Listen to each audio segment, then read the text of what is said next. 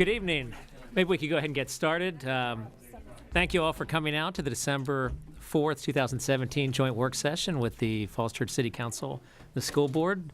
We are delighted to welcome some of our newly elected folks here. They're sitting at the table with us, so we've got a full house, and we are happy that everyone's here with us. I don't know, Mr. Webb, if you had anything you wanted to say before we get started? Just looking forward to getting the ball rolling on what I hope to be a very productive budget season process with the presentations tonight by the superintendent and the city manager. Sounds good. Well, maybe with that, we should turn it over to Dr. Noonan and Mr. Shields. Well, good evening, everybody. What we'd like to do tonight is really share information. And so we will have our preliminary revenue forecasts. We'll have our preliminary expenditure cost driver discussion. This is something we traditionally do in early December, late November, so that everybody has the same basis of information as the school administration and the school board begins its budget development, or actually it's not beginning, it's already underway.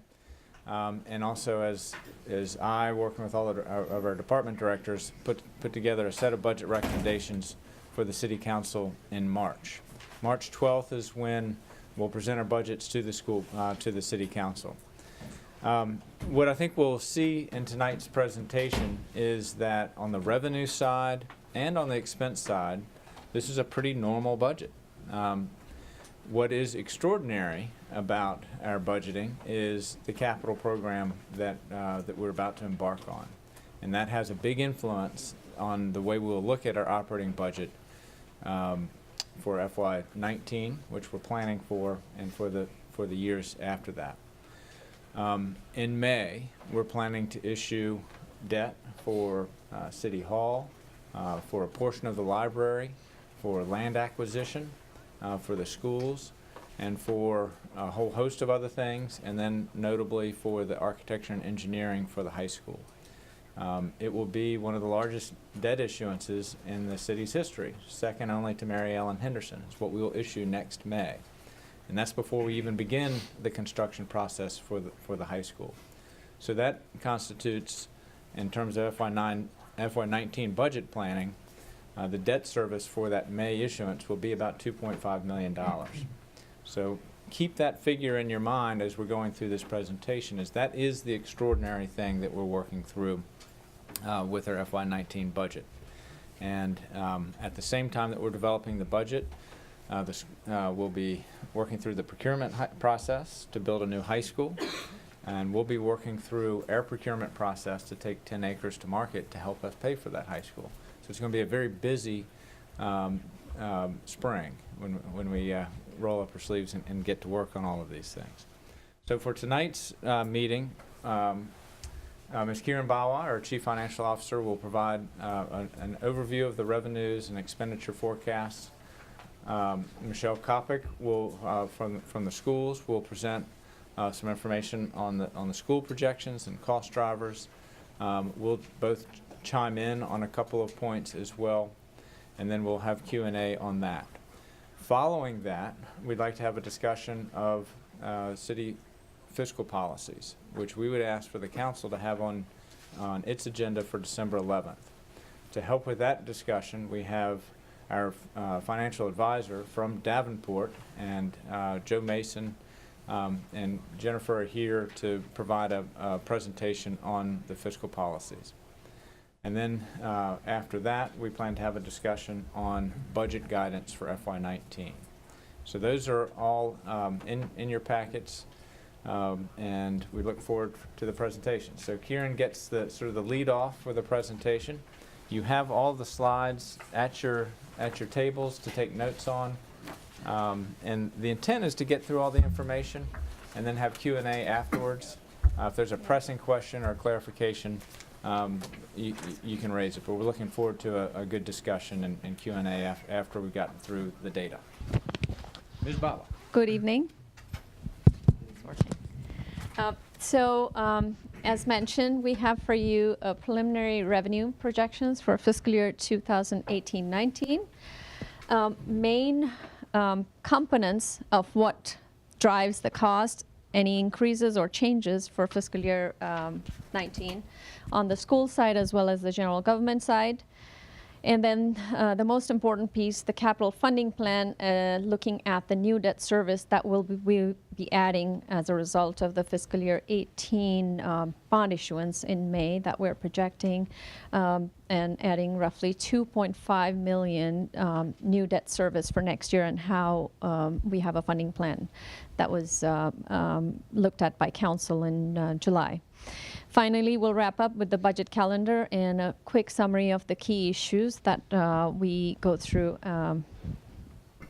the slides. So overall, I would say that the Falls Church revenues continue to see an upward trend. And overall revenues, we will look at some specific categories and a little bit of aberrations on a couple of the categories. And we're projecting a revenue growth of 3%. If you want to look at it from a range perspective, it's somewhere between 2.5% to 3.5%. And 3% projected growth translates to 2.6 million between the school and the general government in additional revenues for projected for next year. Our primary expenditure needs on both sides, obviously the main one being the debt service of 2.5 million that needs to be addressed for capital improvement projects. And this is for the full CIP plan that was adopted by council in July. And some facilities maintenance and equipment replacement, the pay-as-you-go funds that we have a small amount in budget. However, the need remains for a larger appropriation. Other operating needs, we need to address the interjurisdictional agreements, WMATA subsidy, and we'll take a deeper look at it in one of the future slides. Projected school enrollment, Dr. Neiman will speak to that, and employee compensation on both ends is a priority for management. A look at the assessed valuation for Falls Church and a couple of the neighboring cities and counties. So for Arlington, overall assessed valuation growth, they are projecting of 3.2% for fiscal year 19. They are realizing or projecting a higher growth on their residential side at 3.8%. And Fairfax is about the same, 3.17% overall, and a major portion for them coming from their commercial growth. For Falls Church, we are projecting 3.5% overall assessed valuation growth. And residential, that makes up 70% of our total assessed valuation of a little over $4 billion, is projected to see a market growth of 3.2% and a little less than 1% for new construction, sorry. And commercial, an overall growth of 2%, 2.6%, and most of it coming from market growth. We are low on the new construction growth for next fiscal year. So this pie chart shows a breakdown of the revenue categories for fiscal year 18. Total revenues are budgeted at $87.4 million. 3/5 of it is driven by real estate taxes, 61%. Personal property tax, sales tax, and meals tax, those are the three key revenue trend indicators for us at Falls Church. So they make up about 15% of the total revenue budget. And the remaining business license tax and other recordation taxes, license and permits make up for the rest, almost 20% of the budget. And we'll look at the three key indicators shortly. Here is real estate tax rates in the region. Data is for 2016, and Falls Church is somewhere in the middle realm of that comparative data for larger cities as well as smaller cities, as you may see.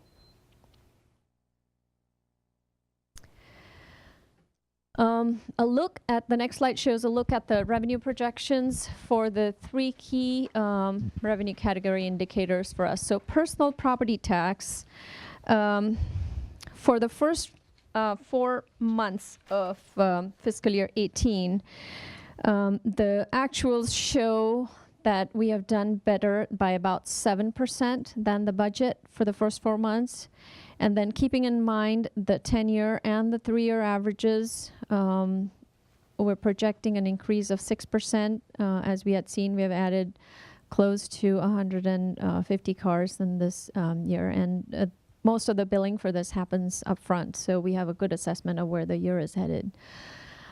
Sales tax, on the other hand, did very well in 2017. We saw a growth of 9.4% for the year. However, in 2018 was left flat because year over year there was actually a decrease. And in the first 4 months of this year compared to the first 4 months of last fiscal year, we're actually seeing a decrease of 4% in the sales tax.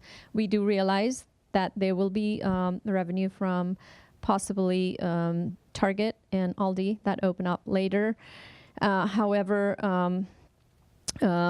already seeing a negative 4% year over year, we're projecting to keep it flat for budget for next year.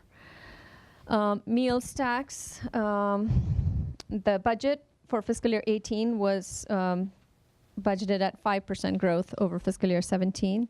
And first quarter showed a 4.1% increase in actuals over budget. So keeping that in mind and in the same line, along with the 3-year and 10-year averages, keeping it at 4% projection for next year.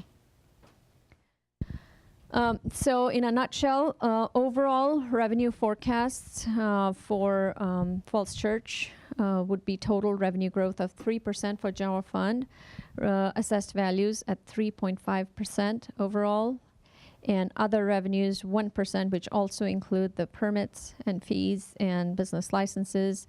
As a lot of the delinquencies got collected this year, we're not expecting that rate of collection. Even so, deeper look at the various categories, other revenues would see a 1% growth for an overall growth of 3%, which equals $2.6 million. So this is a recap, and you have seen this before. This is a recap of the 3-year, 5-year, and 7-year averages for school transfer and the general government, and the revenue growth, organic. In other words, revenue growth minus any increment that supported the operating.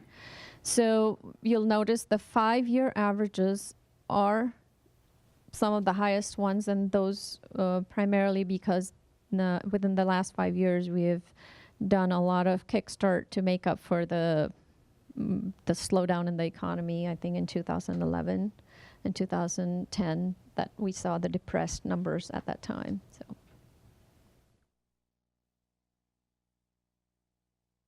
So looking ahead, what are some of the key areas that we need to address on the general government side, the cost drivers?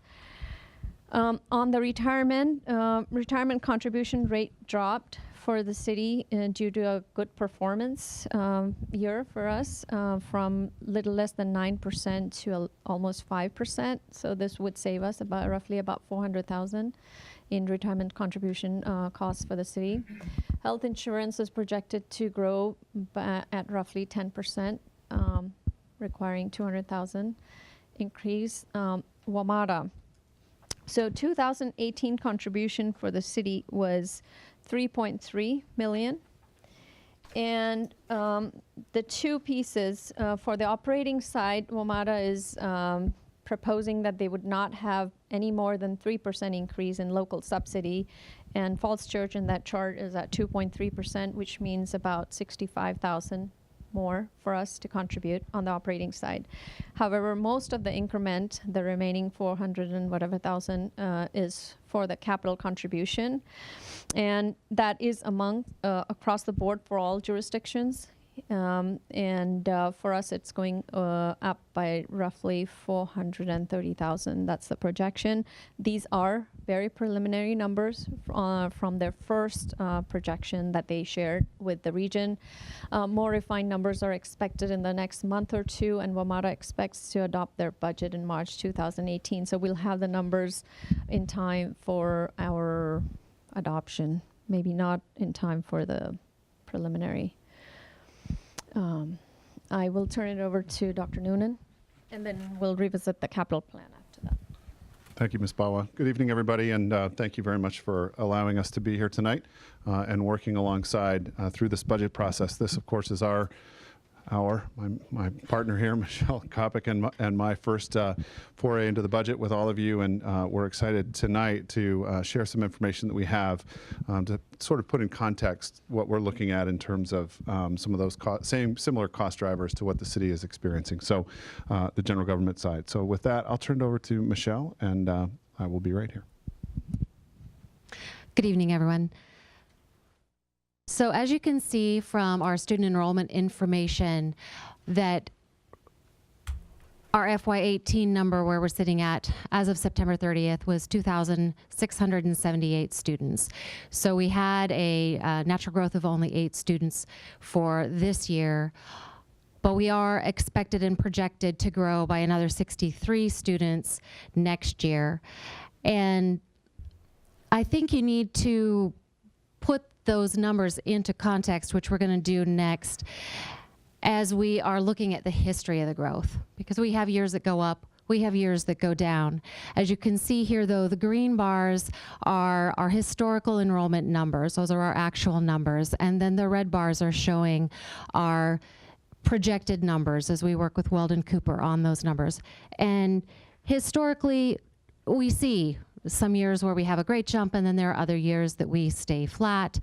But overall, that general trend line is increasing, and we have no reason to believe that that's going to change, even though this year's growth was a little bit lower than we had anticipated. If you look at the next slide, you can see here, again, we have the blue line is the projected numbers, where the pink line is the actual numbers. And we've seen times in history before where our growth greatly outpaced the projection, and then when the projections outpaced our growth. When that happens, as you can see on the left side of the slide, there's a couple of years where the projection program, it kind of takes a little while for it to smooth back out. And then we have a number of years where the numbers are really tight. They're very predictable. In FY15, we had a big discrepancy between projected and actual. And now, just like we'd seen before, we're narrowing that. We have every reason to believe that the projection and the actuals are going to tighten back up again. So we want to be watching the trend line. We don't want to look at individual years. We really need to be looking at the trend line in general. This next slide is not very interesting, but there's a key component that we want to share about this tonight, and that is that large blue portion of the pie, almost 85% of the pie of our expenses. Those are our people, mainly our teachers. About 90% of our salary and benefits budget are directly in the schools. They are the staff that are directly impacting our students. So we are a labor-intensive operation. So we always want to make sure that we recognize, we can tighten our belt and we can try to do as good a job as we can with efficiencies. We can try to find ways to trim, but to make a significant impact on our budget numbers, it's going to come down to people. And when 90% of your people are impacting the classroom, it's going to impact the classroom. So all of us are going to do everything we can, but that is a reality that we face. So our mandatory cost drivers that we're looking at, we're also going to see some relief in the VRS. The rate went down due to good performance, as Karen had also indicated. So we will see some cost savings there. Our health insurance provider has given us a 15% increase number. We are hopeful that that was an overly conservative estimate. We will have the exact number by February before we need to present the final numbers, and we can hope that that will come down a little bit, but we are following the guidance we'd been given. The number of our employees that also participate in the city retirement plan, they're seeing that same reduction on the city retirement. A minor line there for other benefits. And then our big cost driver is our enrollment growth, that 63 students that we're anticipating for the next year. In order to meet the needs of our current students and the enrollment growth that anticipated, we are expecting a need of another 4.5 positions, 4.5 FTEs, and that is approximately $500,000. And at that point, I'm going to turn this over to Dr. Noonan. Thank you, Ms. Kopic. Just a couple of other things that I want to call your attention to, just that become other drivers for us as we think about the school budget going into FY19. The first is providing and maintaining a competitive salary with our staff. As I think everybody in the room knows, for the last several years, there's been a concerted effort to create a salary scale that is consistent with our neighbors to the east, otherwise known as Arlington, to ultimately get within 3% of where Arlington's budget is. And to date, the staff and through the work of the school board and with the support of the city council have been able to get very close to that 3% piece. So in order for us to maintain a competitive posture with Arlington, we would need to offer some sort of compensation for our staff. And what we put in this presentation this evening is just what the cost would be. So for example, a 1% cost of living adjustment would be in the neighborhood of about $395,000. A step increase for our employees is about 2.5%. Because we are on a salary and lanes program, so a step increase is just north of $1 million for that step. Another contextual piece to that I think is important to note also is that recently I had an opportunity to attend the governor's conference down at the University of Virginia studying the national teacher shortage, and Virginia is not immune to the national teacher shortage. We are experiencing significant positional issues specifically to special education, mathematics, and science. So any way that we can maintain a competitive posture in the marketplace to attract really great people to the city of Falls Church, we want to make sure that we do that. The next is additional program enhancements, any kind of additional things that we would be looking at. And I want to tie that sort of together with those adequate classroom materials and supplies. We have a growing number of students that are coming to us with need, whether it's English language learning. We have more students that are coming to us that are coming from poverty, more students that are coming to us that have experienced some trauma. And each of those require a specific approach to learning. And those program enhancements to meet the needs of all students are going to require some additional resources. And then lastly, enhancing and updating our technology and software that our students are using and our teachers are using on a routine basis. So those are some additional cost drivers to consider that we are considering as we are working through our budget. So at this time, I'll turn it back to Ms. Bawa.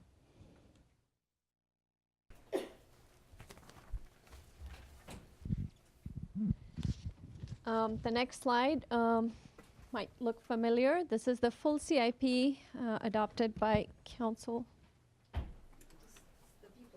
Better. So this is the full CIP debt service as a result of the full CIP that was adopted by council on July 24th earlier this year.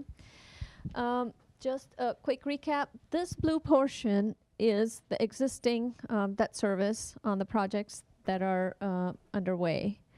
This red portion is the George Mason High School debt service. This orange portion is the Thomas Jefferson projected. This is outside our current CIP of fiscal year 18 to 22. However, we're just put a placeholder starting a debt service in 26. And this blue piece is ongoing CIP needs of $5 million every other year debt service for that. And these bunch is the library, the city hall, the acquisition, park acquisition, land acquisition, and other miscellaneous small projects on the general government side that include the Larry Graves turf, the firearm station upgrades at Fairfax, and the fire station. I think there is also the vehicle acquisition. So that, and then this line is the city's 12% debt to expenditure policy, as you will see. We will have a discussion, as mentioned, on the policy right after this. So this is just in all.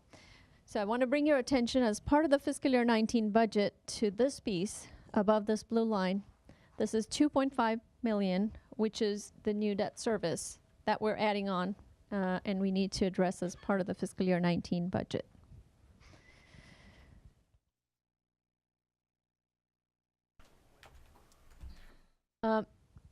This slide shows the impact of the new debt on the median homeowner house averaging 700,000 cost.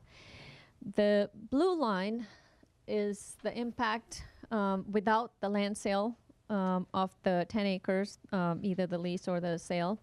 And it would impact an increment of $900 to as much as $1,300 over the years for that scenario.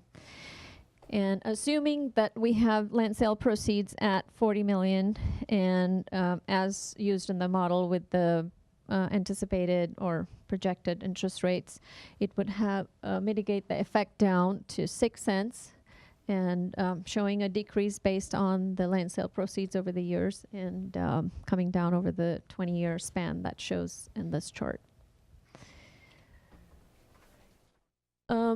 So that was background just to get everybody to the spot that how we need to have a CIP financing plan, and this was visited as part of the full CIP as voted by council.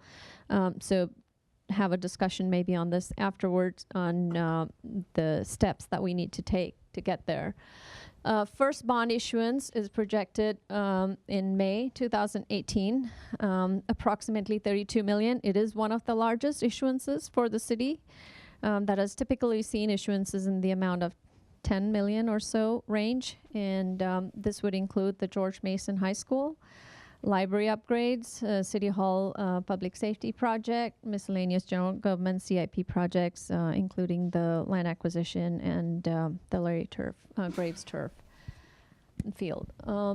So new debt service would start in fiscal year 19, requiring an increase of 6 cents to address that over a period of time. And the next slide will go deeper into that number.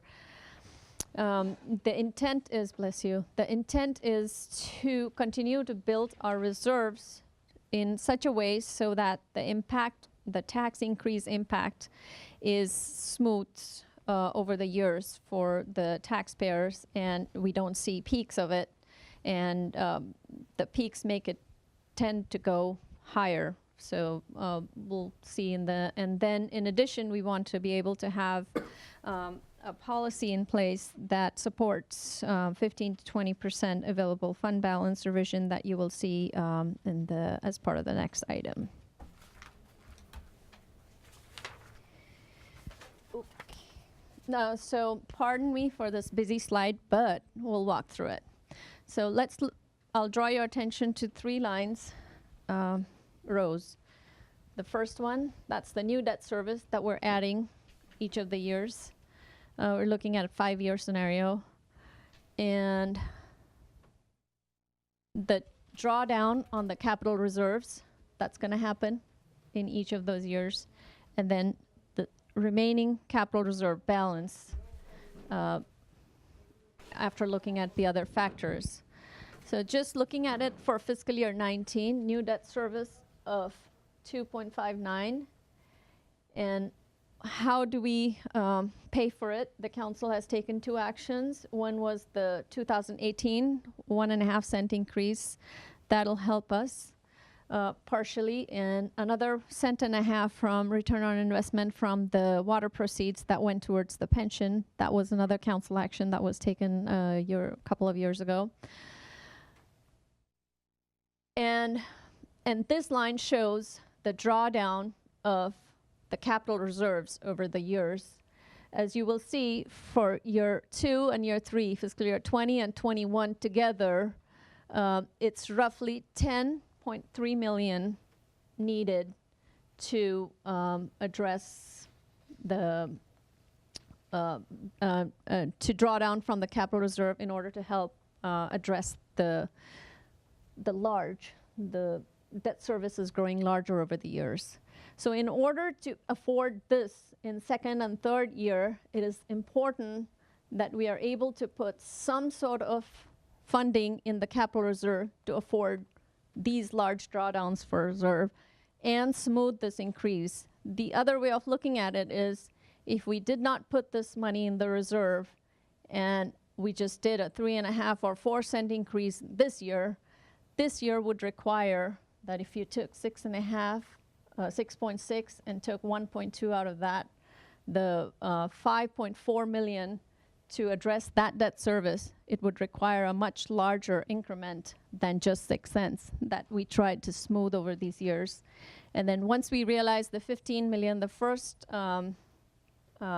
tranche of the land sale proceeds, we projecting on our model a 2 cent decrease. And both of these here, it results in an increment of $408 in addition to any increments as based off the market growth in the assessed valuation for next fiscal year. This is projected impact to the homeowners with roughly $700,000 house value and dropping down to $300 3 years from now. And I'd like to bring your attention to this. Should we choose to put any less than increase the impact any less than $6 cents, sorry, 6 cents. Thanks for the correction. 6 cents. We would be dipping down into our reserves. Even with this, we are going less than 1 million, but anything less than that would have a higher impact on the taxes to make sure that we don't dip further down into our reserves. I'm thinking there'll be questions at the end. So budget calendar. December 11th, next Monday, Council will take action on budget guidance based on the guidance we get, the city as well as the school. The school superintendent will present a proposed budget to their board on January 9th. Capital Improvement Program presentation to Planning Commission in first week of February, and the school board is expected to adopt their budget on February 20th and make their recommendations to the city, which will factor into the city manager's budget presentation of the proposed budget on March 12th. And with 2 hearings and at least a few town halls and community meetings, we are hoping to have an adopted budget by April 23rd. The second reading of the ordinance by that time. So again, in summary, as mentioned at the start, the revenues continue to see upward trend, barring any major fluctuations or adjustments in the economy. And we'll obviously have to address those as they come. Other than that, the bigger issue for us is the increments and the adjustments that we need to make in order to address our capital program that was adopted, needing $145 million within the next, as part of the next 5 years. And we need to set our policies in alliance with that so that we have a proposed budget based on the policy direction that we get from council. With that, I'd like to conclude my presentation and open the floor for questions. Okay, thank you for the very thorough presentation. I imagine there are a fair amount of questions. Does anyone want to start with the first question? No questions. All right. Yeah, Ms. Hardy.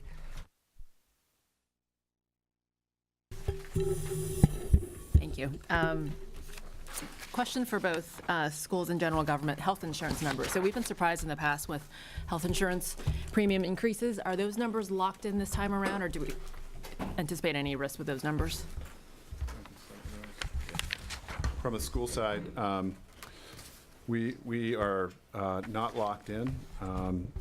The risk that we're experiencing is that they potentially are a little conservative, so they could actually help us down the line.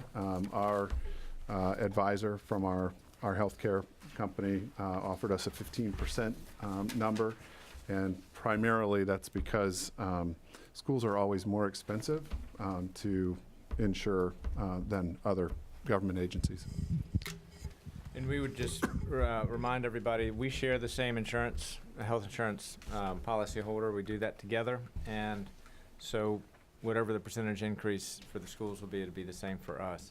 And so there is risk on that. That's an early number. My second question has to do with the enrollment growth. So given that we pretty much had flat enrollment, 0.3%, and I know that we've talked about the trends being, sometimes we're up, sometimes we're down, but I don't think we've ever actually seen a flat year. And given that, like you mentioned, 85% of our school costs are driven from enrollment, do we have a sense of root cause of that kind of flat enrollment? And I know that it moderates, the Cooper's projections for the next future years, given that they're seeing some slowdown. But I'm just curious whether we understand the root cause yet, and therefore understand how class sizes have changed this year, and whether we see any underspending from much lower enrollment growth this year as a result of that. We don't have root cause analysis of that yet. We have started to identify within the data set where, for example, what grade levels we're experiencing some loss. But with respect to your question about underspending, because of the way schools are funded, we purchase a year in advance the services that we're going to need. So I think while it won't help us this fiscal year, there's a potential that it could help us in this next fiscal year. For example, this last year we did hire an additional kindergarten teacher and an additional paraprofessional, which benefited our kids at Mount Daniel immensely because they got nice small classes. But it's also a cost that we won't need to incur this coming fiscal year because we saw some lower numbers. And then a question from Ms. Bao on the tax rate modeling on slide 20. So I know it's proposed as kind of the 6 cents for FY19. Do we have a version where we do more of a ramp up? So instead of 6 cents right this coming year, do we do a 2 cents this year, 3 cents next year, and so on? So a ramp up would mean 2 cents this year would mean, or 3 cents this year to just address the current debt service increment for this year or fiscal year 19 would mean close to a double-digit increase in cents for the following year. That's fiscal year 20. So there's no way where you can add up and break the 6 cents down into multiple years as opposed It will have to see peaks and troughs to make up for any increment that you're not going to see or not going to implement in fiscal year 19 and build a reserve. We're going to have to make up for it with more than expected increments in fiscal year 20 and 21 until the first batch of the land sale proceeds hits. Even with smoothing it, we're seeing the reserves drop to less than $1 million in fiscal year 21. So. And the last question for now is for the city manager. So for the debt issuance plan for this coming May, we talked about City Hall, land acquisitions, A&E for George Mason, and then library was in there. I thought we were doing some sort of sequencing where City Hall was going first, plus the A&E, and then the library would maybe be the following year, given that we haven't even seen the updated plans for where the library is yet. Well, the current capital plan does call for the major expenditure for the library to be in FY19. And so we would need those funds at the end of this fiscal year if we're going to stick to that schedule. So it's really not sequenced then? Or Well, that is the sequence. I mean, they're in design this year and construction was going to be next year. That's what's in the adopted CIP. so there's going to be more library debt the following year, or are we taking all $8 million of it out this year? The plan is to, So we do $1 million this year, and then the remaining $7 million next year, and that'll be brought up as for part of the fiscal year 19 to 23 CIP when that comes. It's not all $8 million for the library this year. Okay, thank you. That's it for now. Mr. Z? Thank you, Mayor. With respect to the enrollment growth, I know every year you do this balancing act between what you project for enrollment, whether it's positive or flat or marginal, and then you also balance that against your teaching staff that some people leave, some add some people. Can you explain again what that relationship is? That is to say, when you know the enrollment would occur, and how much you actually hold back with teachers leaving to meet that need? I know there's a little bit of margin here that we're talking about. Yeah, it's a very tight margin, Mr. Z, in that in order for us to maintain competitiveness and get the very best teachers that we can't really wait until July or August to hire. So we do try to early hire as much as we possibly can to make sure we have the best and brightest in the city of Falls Church. So we this year, just given the last example of the kindergarten para and the kindergarten teacher, we did hire that teacher early.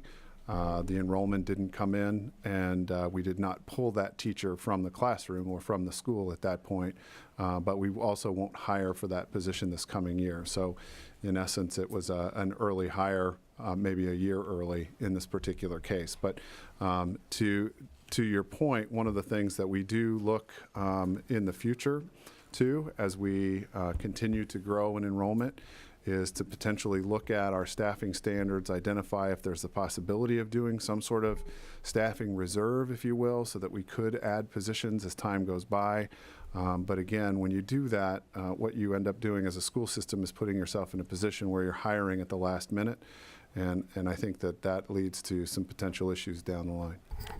So your subtext that I thought I heard earlier was that you would have key positions in math and science and those kinds of things. So you would want to, I assume, fortify those positions early rather than later. Is that correct? That's absolutely correct. Thank you. The other question I have, since we're on slide 20, if you could explain to me this alarming number of $712. That's the amount above guidance policy, or is that the net? And perhaps you could explain that in the context of slide 17. So I should mention these numbers are in thousands. So it's 712,000. I know that. Okay. Same thing. So yes, the reserve would fall below $1 million in that year, even with the smoothing of the real estate tax increment of 6 cents, starting Can you with go to July. slide 17 Sure. and show me what that looks like? So this is debt service. Okay. Did you mean the next slide? Yes. Here we go. So maybe I'll show it here. If we were to do,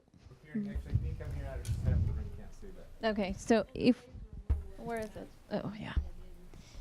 I'm gonna turn the slide up. So if the increment was any less than 6 cents here, say half of it, 3 cents, then next year, the following year, fiscal year 20, the 6 cents will not be enough to address the 7 million debt service. It would have to go much higher to about, I would say, double-digit numbers. 8 or 9 or 10. So it's 6.6 million minus 1.2, which is roughly 5.4 million divided by 400,000, so which is about 12 to 13 cents, which is a high number, very high number. Okay, and the following question then is, in the following year, you're going back to Slide 20. slide 21 again. Stay here a second here. So this assumes that we do sell the land in 2022, that you get a Right. 15 million enrichment, and the obvious question is, if that doesn't happen, what does your profile look like then? So It not be dropping to 4 cents. I presume it would be, you would need to maintain, well, I guess that's the question. What would you need if the 15 million weren't realized. If the 15 million were not realized from the land sale proceeds in fiscal year 22, it would need to be addressed as part of the real estate tax increase. You need a 7 million. And it will go back to that. We'll have to catch up with that blue line in the other chart. Sorry, Wyatt, we're toggling between slides here. So we'd have to catch up with this blue line, which is an impact to the homeowners without the land sale proceeds. And these numbers include some modeling based on the economic development modeling, some tax yields starting in the fiscal year, as we had discussed, looking at these numbers. So these were provided as part of the full CIP adoption by council in July. So would it be fair to then characterize the blue line as worst case and the red line as best case, optimized? Correct. Yeah, the blue line is if there is no land transaction, and the red case is a reasonable planning scenario that we think we can accomplish. Yeah, so my particular question was if you don't get the 6 cents and the land sale doesn't occur, then there would be, I guess, a purple line in between somewhere there that is between those two extremes. Would that be correct? No, in any event, if the land sale doesn't happen, we're up at the blue line. And to catch up, the purple line would be above the blue line because you're starting at 6 cents. You're not starting at 13 cents. Yeah, so it's key at year one, we're assuming the land transaction is going to happen. So the purple line scenario that you're talking about is above the blue line because we need to catch up. Because even, because every year that we're not up at the blue line, then we need to make that money up because we're now behind, if you follow me. Okay, thank you.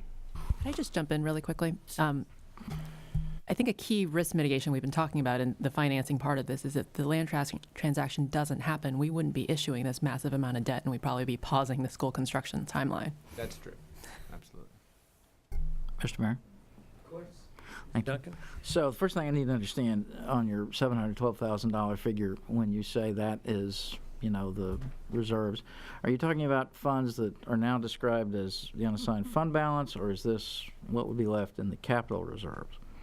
This is strictly capital reserve. So in other words, we'd still have 14.8 million or thereabouts in the unassigned fund balance, and an additional 712,000 in the capital reserves. Should all else remain same. Okay.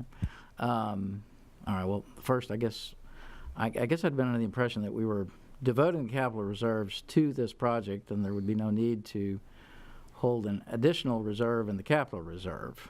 But that's something that others can discuss further. Back to the chart that shows the 3, 5, and 7 year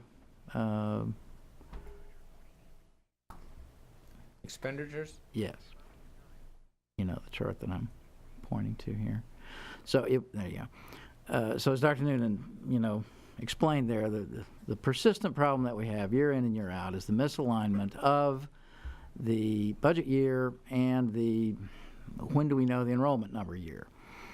The when do we know the enrollment number drives your hiring and therefore almost all your costs. And we don't know that number when we pass the budget in April. So we are trying to, I think, in conversations with some of y'all, come up with an approach that takes a longer view. As he said, 1 year is not meaningful, even though it's pretty extraordinary for the enrollment growth to be flat. Still, let's set that aside and say that's probably not going to be typical. So the purpose of this chart is to at least show,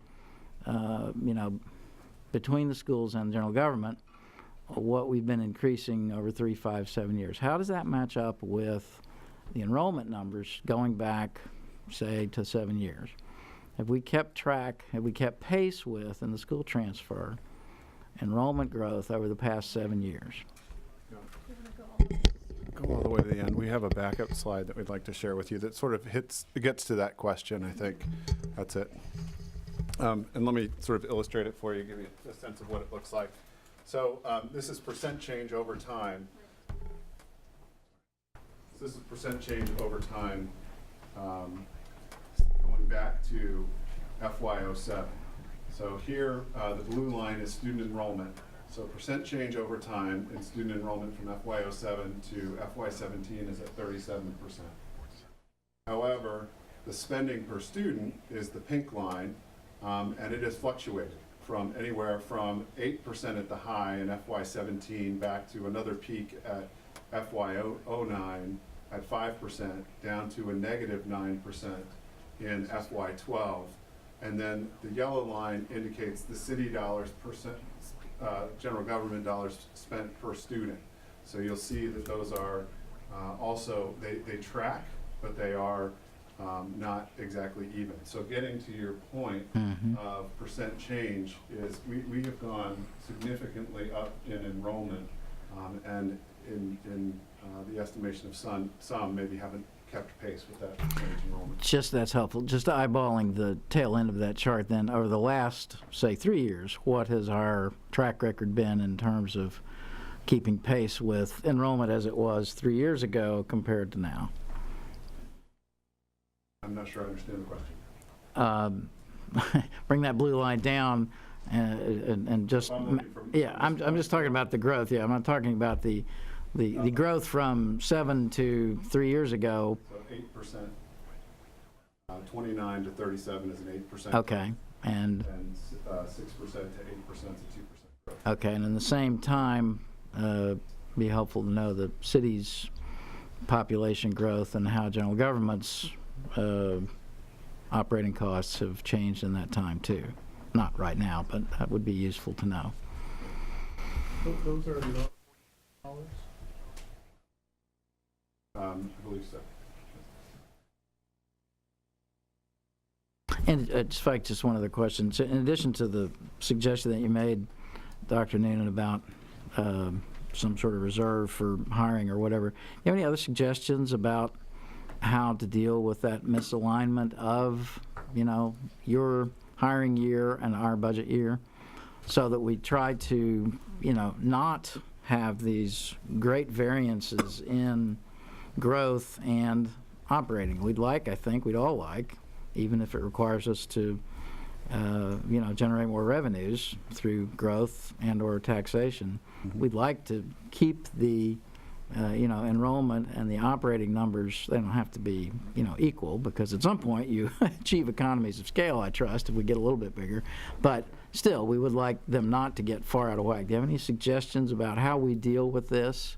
Some sort of multi-year, way of budgeting that takes us away from, fighting this out over the next 4 months, every calendar year, every budget year? I have some more short-term ideas. We just hired a new director of human resources who is helping us sort of think through some of these things, because I do recognize that there is some bouncing. So one of the things that we are looking at in the near term is looking at potentially doing some early hiring this spring for some of those critical need areas that you suggested: special ed, mathematics, science, and the like. But making sure that we have hired people that are flexible enough.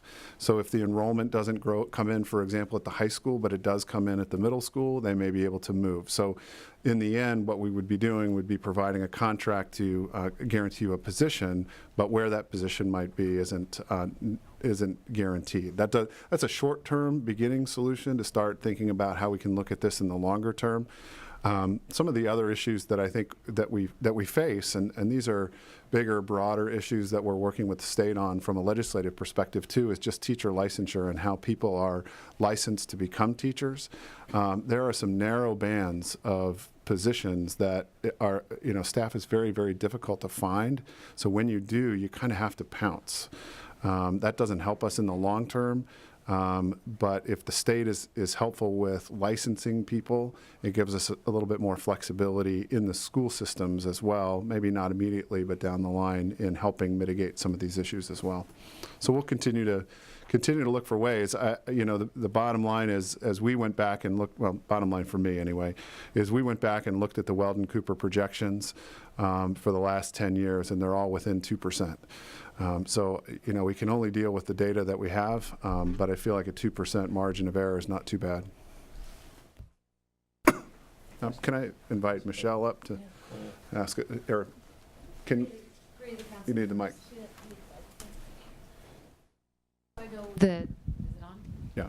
3 council members that had brought up the issue that we really did have flat enrollment this year, and it's not typical, but it is also not heard of. And I think in a previous slide, we've actually had 1 year within the last 12 where we had a reduction in enrollment from year to year, and we can just look at that general trend line though, and I think that is one of the components we were trying to point out, that when we do get misaligned with our projections, even though we might not be able to pinpoint a causality, history does show us that those Weldon Cooper numbers, we're going to bounce around those a little bit and then come back into alignment.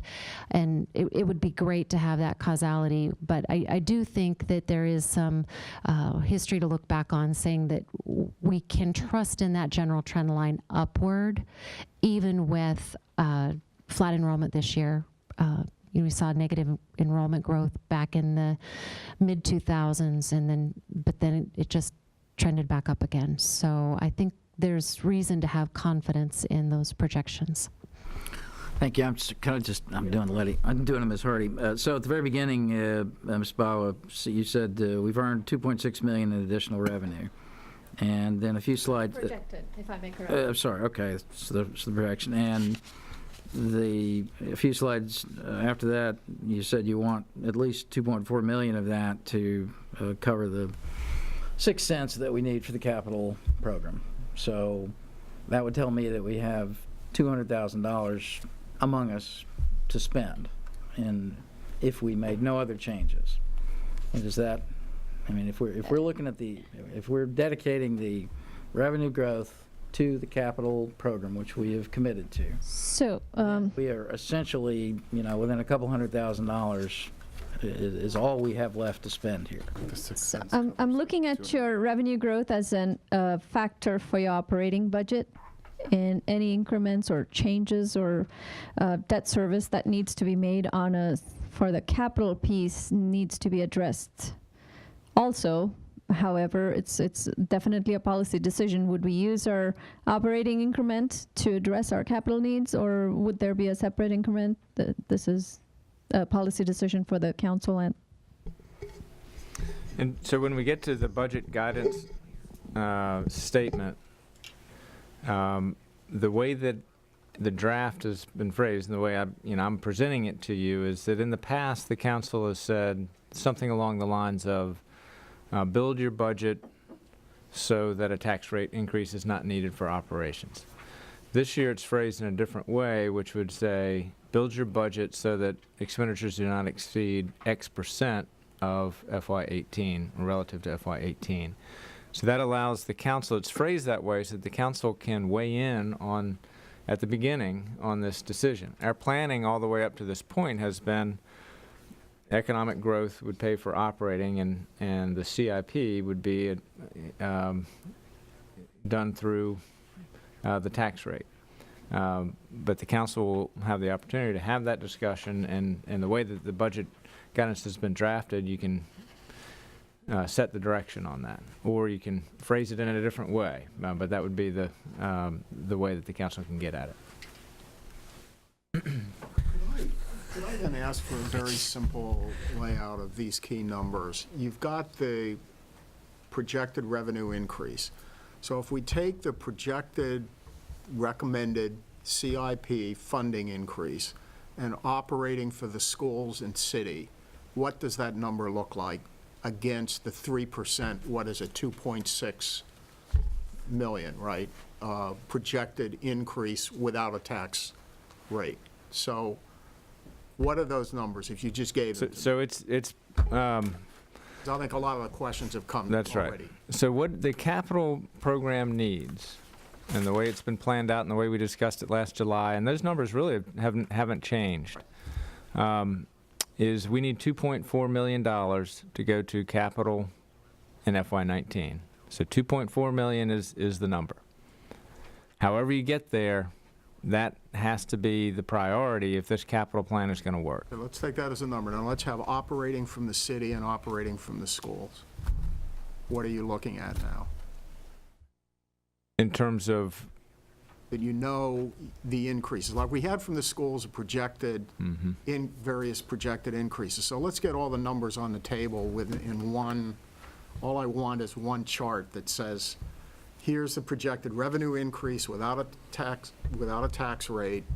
Here's the projected capital cost that we have to fund. Here's the projected operating here for the schools and projected operating for the city to the extent that you all can tell us right now. So we know what is the macro picture here, if you will, within our micro budget. okay, well, so but the bad news about those, I think, with those preliminary numbers is that the operating budget would need a tax rate increase, then you'd need 6 cents on top of that. So, but that's early in the process. Now, what did you just say? Because I want to get these numbers out right now, so I've got some basis of figuring out, what things look like right now. Well, we can give a crack at it. We've got the numbers and slides here. Do you want to start with the schools? And No, go right ahead. well, so what we had laid out. Pretty simple chart. Like what? So what we've looked at on the general government side, we have good news on the retirement, health insurance. That's a 10% projection. We perhaps should be using a 15%, but let's use that number. 500 for WMATA, 300 for pay-as-you-go, and I would anticipate $600,000 to do compensation in a way that will be competitive with what our surrounding jurisdictions is going to do, which would be 3%. Is what our early information is what everybody around us is going to be doing on compensation. So, total the numbers. That's a total of 1.2 million for the city side. If you do 3% COLA. So, and you have the 400,000 relief for the retirement? That's minus. Yeah, it's a negative. Oops. All right, well, I'll let somebody else, I'll let Ms. Gill do the math for me, too. We had in projected cost drivers, and I'm going to try to, okay, I'm having a hard time seeing, so there we go. Oh, just use the page up and down. That's probably easier. Okay, so we had a reduction in the Virginia retirement system here, which is good news for us, but our health insurance costs going up by $470, looking at a city retirement benefit as well. Some other benefits, and then enrollment growth. So we're looking at about $707,000 for semi-fixed costs, and then we were looking at other drivers, which would be a step increase, a COLA of some percent, any kind of program enhancements and opportunities to upgrade some of the technology. It's very early for me to suggest whether we're going to do a step and a COLA, at what percent, et cetera. But I do believe that compensation for our employees is a significant driver of some decision making for us. So if I were to put out, just putting it out to say a step and a 2% COLA, that would be about 1.8 million, plus the 770 from the slide before, plus some money for some program enhancement. What number did we use when we were putting this out to the public as far as operating costs? Didn't we use the number 2.5% when we were presenting potential operating budget increases? I shared a 10-year trend of 4% year over year. I got that, but I thought we came back. I don't know, Mr. Shields, did your presentation have 2.5%? It was characterized that way in some third-party commentary on it. The 2.5 was simply a 10-year average of what AV increases in the city of Falls Church. And so that's what we have built into our capital planning. We weren't making any statements about what operating budgets would grow with that 2.45 number. I guess if you can go back to slide 9, and I'm going to get to you, Mr. Lickenhouse. If you can go back to slide 9, just briefly. I mean, I gotta say, you can't probably see this very well, but it looks like our revenue, organic revenue growth is about 3%, but our spending for 3 years, 5 years, and 7 years is significantly higher than that. I mean, with this major endeavor we're about to undertake, we've really got to get our operating budgets under control. And I know it's early in the game, but I think that's a message that we all ought to have some fiscal discipline, certainly for the next couple of years, to swallow this big pill we're about to undertake. But it may be a little ahead of us. But Mr. Lichtenhouse, did you have something you wanted to? Just a couple quick questions. It'd be very helpful, at least for me, if this exists. But is there a consolidated, comprehensive kind of look back in terms of what we projected we would have from a revenue perspective, what we actually brought in, and then in terms of what we budgeted from an expenditure standpoint, and then what we actually expended for that particular fiscal year? Is there a 5-year kind of comprehensive look back? So when you look at this in the context of what we projected and what actually happened, I guess it's helpful in terms of making decisions.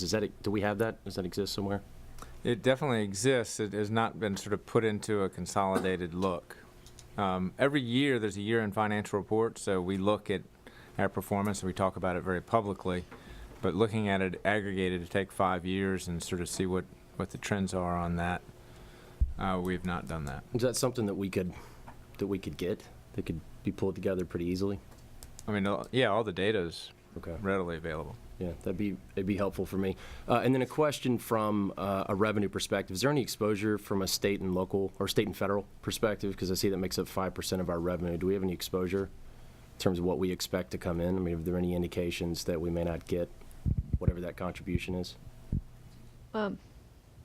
May I? We have some, but very preliminary indication, our state aid on transportation and gas tax. So those are moving variables for us. We do not know for sure if it is going to be fully funded at the levels for fiscal year 17 or fiscal year 18. So that is a wild card also. Has it been a problem in the past where we've expected a certain percentage and it just didn't materialize? 04? No floor on the gas tax. Okay. And then my last question related to the land sale proceeds. You guys tranched the land sale proceeds with the first $15 million coming in 2022. Where did that assumption come from? That comes from an assumption that to get real money that we can actually spend, the land that needs to be done after the high school is built. Now, we may do better than that, but we've believed from a financial planning perspective that's the right way to plan it. Because the high school project delivers, June of 2021, correct? So I would imagine we would have already had the deal inked with the developer and whatever that. Yeah, the deal will be inked with the developer before we issue the construction bond. So May 2019 is when we're supposed to have the deal inked. We will work in every respect to have a hard payment in May 2019. That's unusual in commercial real estate, to have a hard payment 2 years before the land is usable by the buyer. And so taking a sort of a plain vanilla commercial real estate approach, we put that payment out to where it shows up in the model as you described.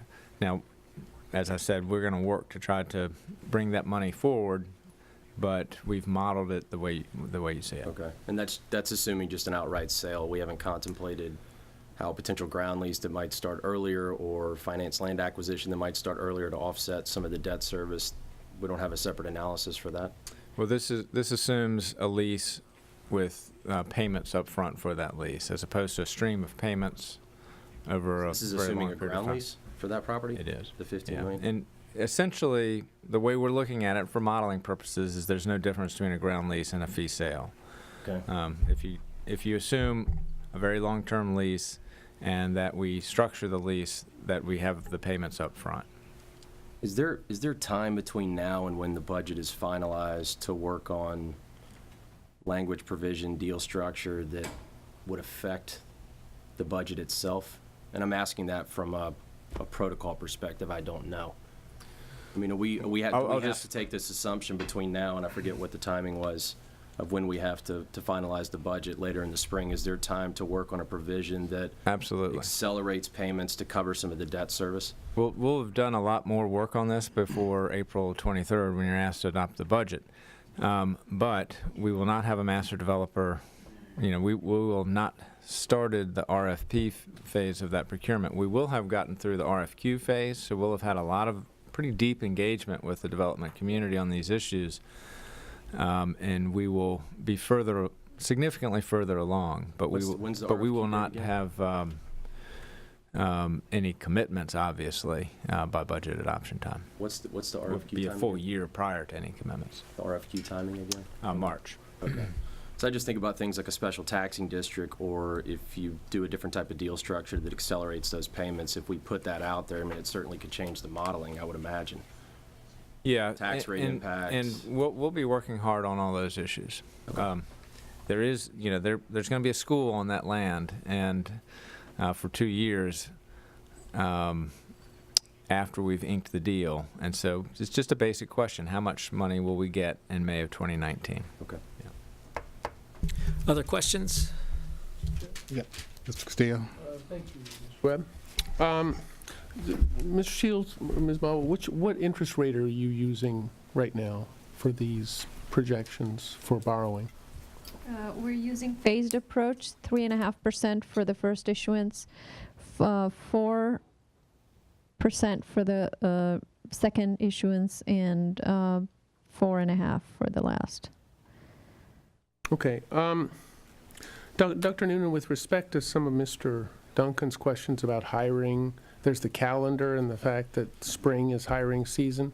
Could you also talk a little bit about how enrollment growth doesn't necessarily yield a linear increase in budget because of class size, and if you have 20 children, you can accommodate 4 before you have to hire a new teacher? Can you talk a little bit about how enrollment growth, class size, and teachers affects that spending profile for the budget? Sure. I think what you're asking, Mr. Castillo, is do students come in nice, neat boxes? And unfortunately, students don't come in nice, neat boxes. And we do have students that come and go out throughout the year that do end up driving some of our decision-making with respect to our hiring practices. And I just as an aside, for the good of the group, I did pull some numbers just today with the support of our staff and looked at the mobility rates of our kids, not something that we've typically looked at. How many kids come in, how many kids go out. And about 11% of the students that we start the year with, we don't end the year with. So if you think about the transiency and the transient nature of our community, I think it's pretty important. So that in and of itself, I think, leads to significant fluctuations in the way that our class sizes are, not just class sizes in classrooms, but class sizes by grade, and our school sizes fluctuate year to year. So it does, it's not a linear approach, that's for sure. We're always trying to figure out the best we possibly can. And the worst case scenario, to be perfectly honest, is when we have 80 second graders. Because we want to staff those second grade classrooms at 24 or 23, and so you put 23 in one class, 23 in another, 23 in another. Suddenly you have 69 kids, and you got 13 left over, and you got to educate them. That was bad math, I think, but you get you get the idea. You got to educate them. So the only way to educate them is by putting another teacher in there. So suddenly your class sizes drop down to below 20, and there's this big question about why are our class sizes so small. And it's because kids don't come in nice, neat packages of 24 at a time. And just as a follow-up, one of the problems, it seems to me, with the Weldon-Cooper approach is that it seems to revolve around birth rates as opposed to move-in rates. Mr. Shields, correct me if I'm wrong. I think we're still talking about 1,000-ish houses that are worth less than the land they're sitting on. I know for a while there was a project to track student numbers on a per house basis. Are we still doing that so we could sort of see, as houses are replaced, what the net effect of that is in terms of if you have a house that's torn down, do you get X number of children on average in those new builds? We do have a pretty good sense of what the average yield is by house and by type. So, for example, when we were going through the conversation with respect to the issuance of the bond referendum, What we know is that new construction in high-density housing typically yields about 0.17 students per unit. So for every 100 units, you're going to get 17 kids, for example. We know single-family homes, though, tend to yield on a higher rate than that. So we are paying attention to those. One of the nice charts that we do get each year, and your colleague Mary Beth Conley helps put it together, is the student by resident or dwelling unit. So it gives us a chance to sort of begin to identify what that looks like. But I think to your broader question of do we track it one at a time, I don't think that we track it in ways that we potentially could. And I've seen it done before where, for example, you can geocode kids and you can track, not chip them, but geocode them and track them where they go and kind of know where they're living, and then you can get a better sense of where our kids are. And I think that that requirement, and it is something that Mr. Shields and I have talked about, is really the work of a full-time demographer. And just one last question for Mr. Shields. You were talking about issuing debt for City Hall. Have there been any bonds issued for City Hall renovation thus far? Yes, bonds were issued, I think about 3 years ago was the first major issuance for it. And so we have still, what is the figure, 11.7 million in bonds to issue for the City Hall project. Okay, thanks. Other question by school board members? May I just respond one other piece? During the bond process, we were pretty clear that we would work diligently on the school side to tighten up our belts and really be fiscally responsible through this process. And I think we're all still very committed to that.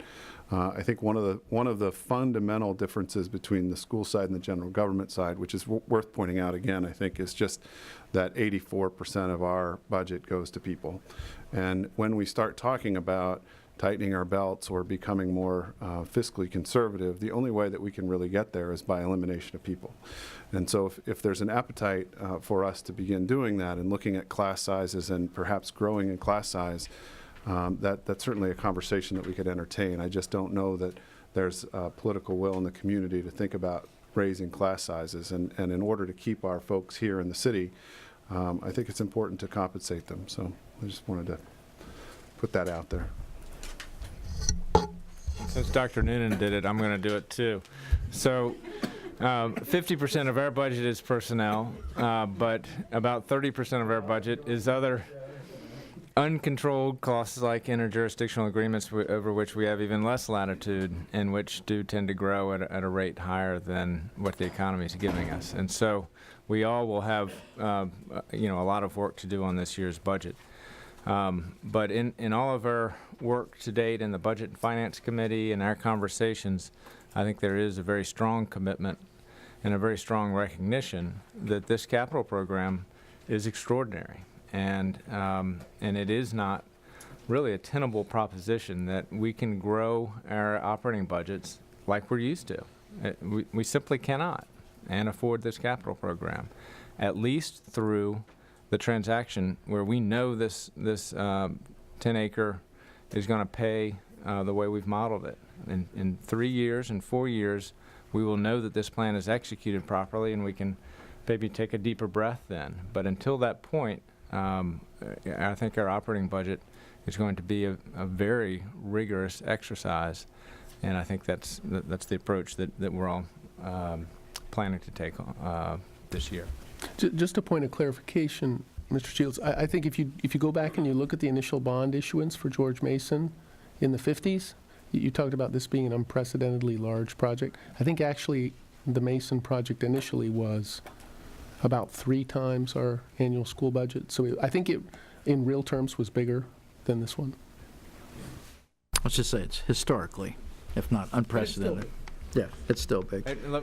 One other observation is that was a period of growth in the city as well, where a lot of the subdivisions that we see today were being plotted out, and the city's revenues were growing because of that.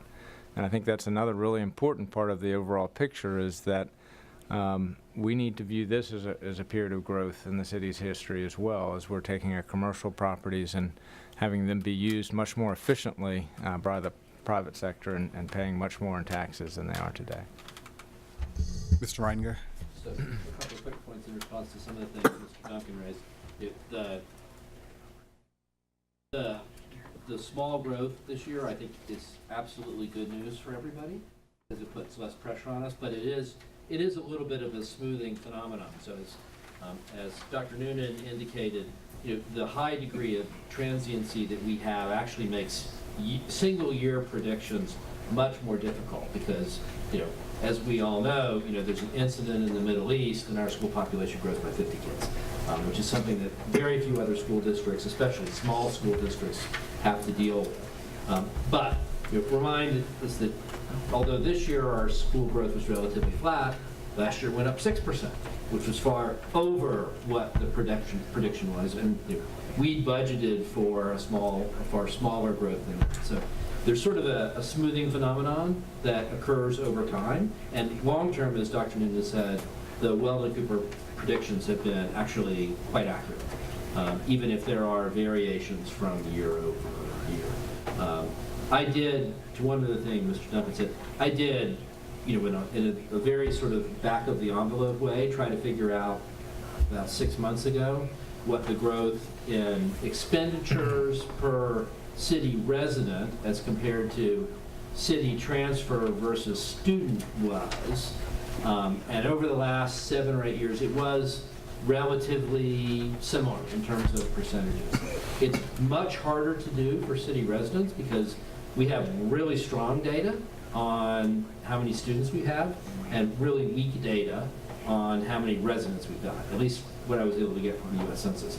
But we're, I think, going to do a little bit further examination on that to make sure we're keeping spending within line. And certainly, as Dr. Noonan said, I think we're all committed to being as tight as possible under operational requirements because we know that the capital program is, in fact, historic, if not unprecedented. Solomon? So, Ms. Bawa, when will we know the bond issuance interest rate? Will we know before we pass this budget? I'd like to defer it to Mr. Mason. We should have some intent, probably not by April 23rd, no.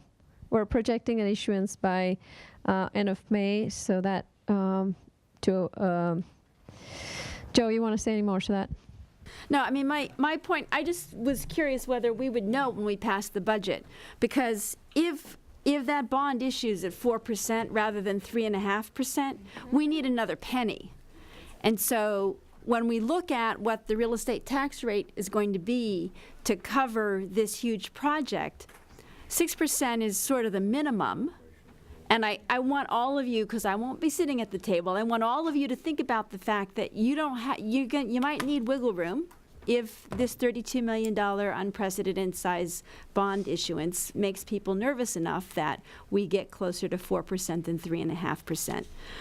And then the other thing I would just ask is that we have this scenario that we've worked with for some time, and it assumes the land sale in 2022. And some people have suggested that perhaps we could actually accelerate the cash and bring it forward a little bit, and that would be good news for us. But I think that when you are looking at this budget going forward, I think it's also important for you, City Council, to think about what if that 15 million slips a year? Because I think that if you don't want to have a huge shock in that year, that it may be worth looking at how could you model this scenario to smooth it, to give yourself a little bit of wiggle room in case the interest rate goes up or in case the land sale slips, so that there's not a huge shock in 2022.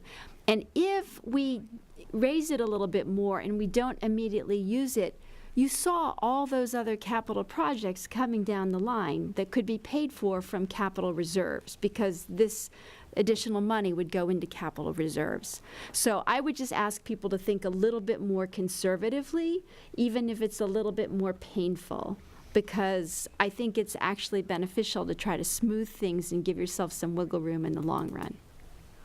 So. Thank you. Could I ask Mr. quickly, Duncan? if we borrowed the day, what would we get in the way of an interest rate?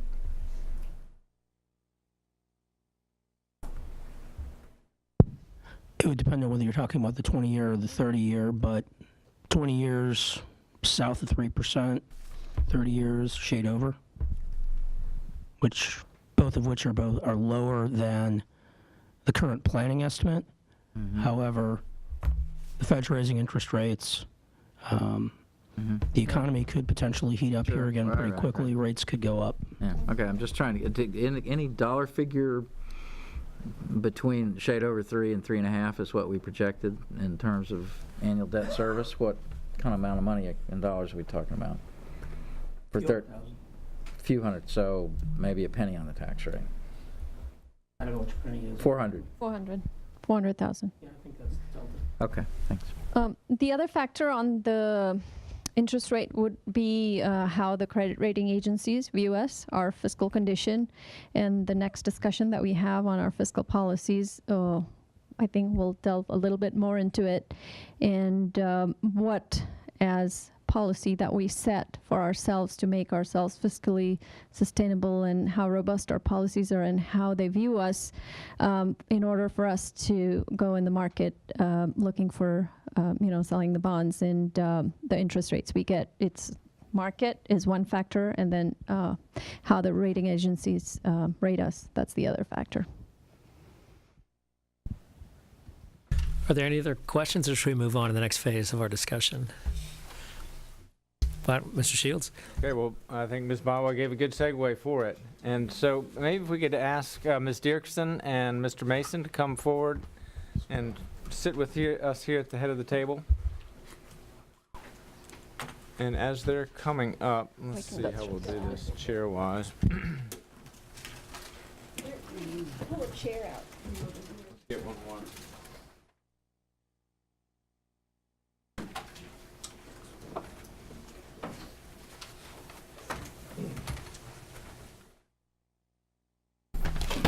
While they're doing that, Mr. Mayor, could I ask, Of course. In terms of how you're organizing the meeting, are we going to give budget guidance, give our thoughts on that after we talk about fiscal policy? So we're going to... That's the plan, but if you'd love to have a comment, it's intertwined, feel free to make it. If that's what we plan.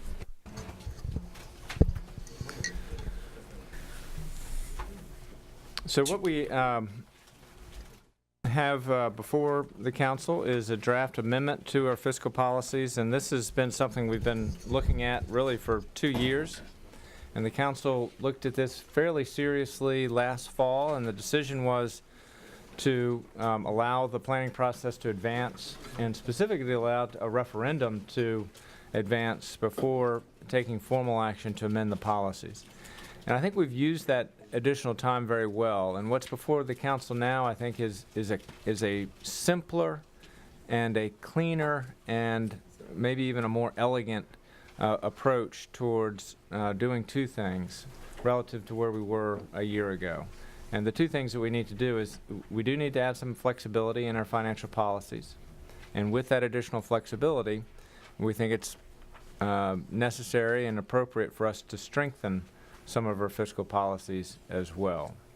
And so Mr. Mason will walk us through what those two are. I will say right at the outset that when we were just talking about pennies on the tax rate for the capital plan, that is pennies on the tax rate to build things in the city.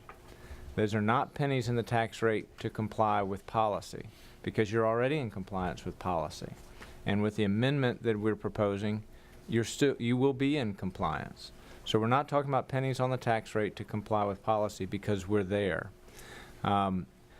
It does mean, however, that in future year ends or in future deliberations, when there might be some choices about if we have year-end underspending per Mr. Litkenhouse's question, or year-end revenues came in above budget, in the past we've allocated those for different one-time needs.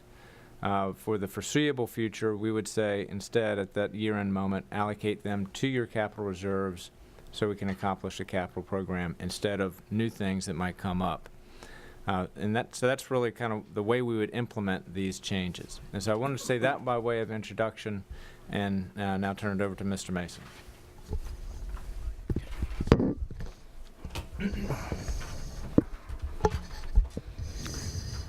So thank you, Mr. Shields.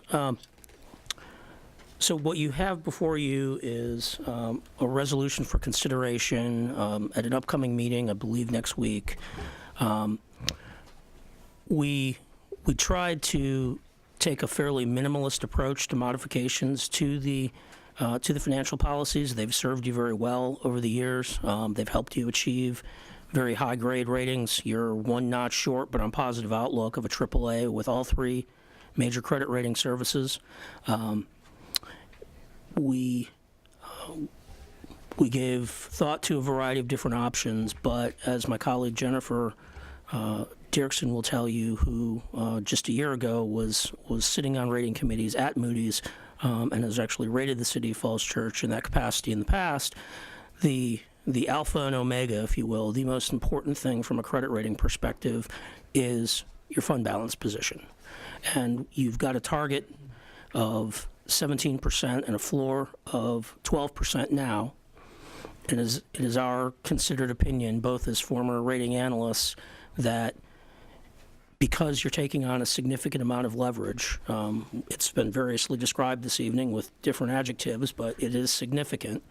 The best thing you can do to offset that additional leverage and the risk associated therewith is to increase your fund balance position. Now, we're not asking you to increase it immediately. We are through monitoring of a couple of your debt policies, which are your debt service to expenditures and your debt payout ratio, both of which are going to be heavily impacted, and I can define those terms as needed, both of which are going to be heavily impacted over the next 3 or 4 years by the addition of this debt. At such time as those bonds come online and those ratios go negative vis-a-vis your current policy, we are effectively asking you to adopt a policy that would impose somewhat of a springing, if you will, increase in your fund balance. So when your debt service to expenditures gets above 12%, which it will do fairly quickly, when you take the upcoming May sale and then approximately a year later the first construction financing for the high school, once that policy level is breached, the higher policy limits kick in, which are a floor of 15% and a target of 20%. So slight increases. You presently have a capital reserve, and the other thing that we're doing is right now your policy speaks to unassigned fund balance, which is one of 5 categories of fund balance. We are broadening the definition. This will help you in achieving this objective. We are broadening the definition to make it not just unassigned, but also available fund balance, which brings in the concept of assigned fund balance and committed fund balance, and your capital reserve lies within those other 2 categories. So if, as we sit here today, you have sufficient balances in the capital reserve to immediately accomplish that higher threshold. Of course, you are anticipating potential spend down of some of the capital reserve to make the plan smooth out and balance. If your capital reserve gets drawn down and your available fund balance would fall below 15%, the same provision that exists in your current policy, which is when it gets below 12%, would kick in, and that you'd have to develop a plan to replenish your fund balance up to the minimum 15% floor over a constrained period of time. We think that this enhancement to your fund balance policy is absolutely critical to going to the rating agencies in the springtime and convincing them that Falls Church can take on this capital program. You only get one shot at doing this. They're going to be rating the bonds in May on the basis of what you're telling them you're going to be doing over the next 3 to 5 years, which includes all of this borrowing. They're going to be expecting a balanced, reasonably conservative plan to implement this sizable CIP and do so on an affordable basis. So one of the other important and critical components of that plan is to identify tax rate increases that are dedicated to paying the bonds. That's why there's been a repeated mention this evening of thinking about that 6 cents as for capital, and whatever organic revenue growth you get, that's what you're thinking about for for the rest of the operating budget on either side of the table, general government or schools. But the agencies are going to clearly expect you to raise the real estate tax in some amount, and this goes to Ms. Oliver's earlier point. You certainly do not hurt yourself. As painful as it may be, you don't hurt yourself by raising it more than 6 to give yourself some cushion. It positions you against a tax rate shock in the future. Those additional dollars that aren't immediately needed for debt service can be set aside in the capital reserve and used to future better balance the overall budget from a debt service perspective going forward. So there's a couple of different prongs to this. One is enhanced fund balance. The other is the expectation on the property tax. And do you have anything to add? No, I would just reiterate what Joe has said. I think it is very important as you go to the rating agencies in May to have sort of a well thought out plan that they can sort of sink their teeth into. And, you know, obviously the more conservative, the better. You know, I think with the land sale proceeds, if they see those taken into account, you know, they'll recognize that it could be possible, but they're also going to question, you know, as some of you have tonight, whether those will come to fruition and when will those come to fruition. They'll want to see what tax rate increases you guys are going to adopt and so forth. And I think the policies adjustments that we are proposing tonight will help to sort of be part of that overall plan and help to maintain the rating the best that you can. I guess said a different way, if you walk in there with 3 cents on the real estate tax rate and an over-optimistic or rose-colored scenario of when you're going to get the land sale dollars and what kind of economic development revenue stream is going to flow from that, that's going to be viewed as risky, and in all candor, it's likely to get a downgrade. And it might not be one notch, and it might not be one agency. So there's some tough decisions to be made. They're policy decisions. They're not ours. We're just giving you the best advice that we can give you as to how you manage to run this gauntlet. We've seen it done before. We know the buzzwords, the things they're looking for, and I think you've got a series of plans, whether it be these financial policies, whether it be what staff has prepared in terms of recommendations for tax rate increases. If you stick to that plan, you stand a very good chance of maintaining your ratings and hopefully at some point getting that last notch from Moody's and getting AAA, which is what many of your neighbors are. So it can be done, but I would warn you off of what the pitfalls are.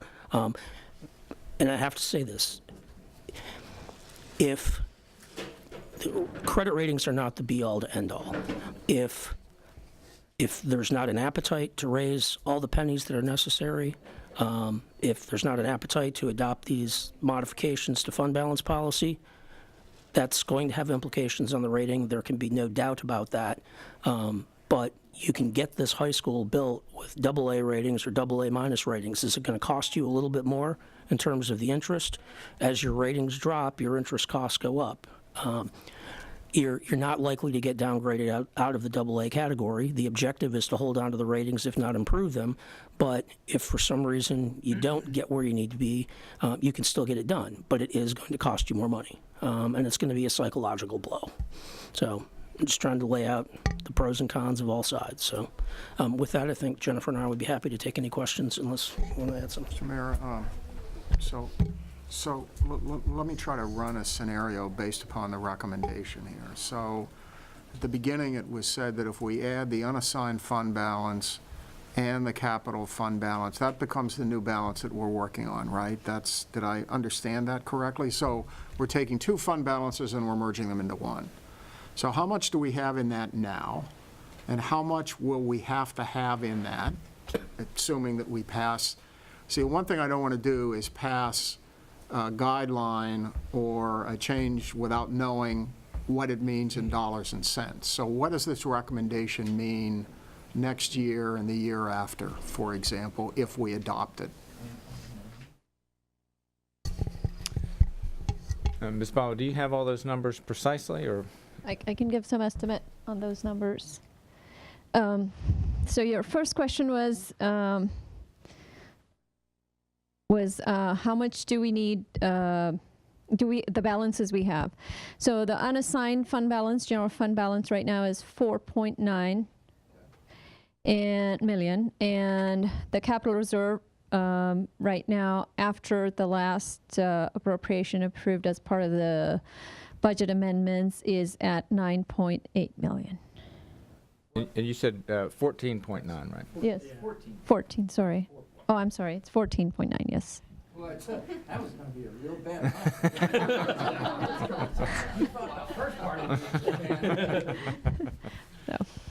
All right, so, and I'm asking our consultants here, that's what we've got now.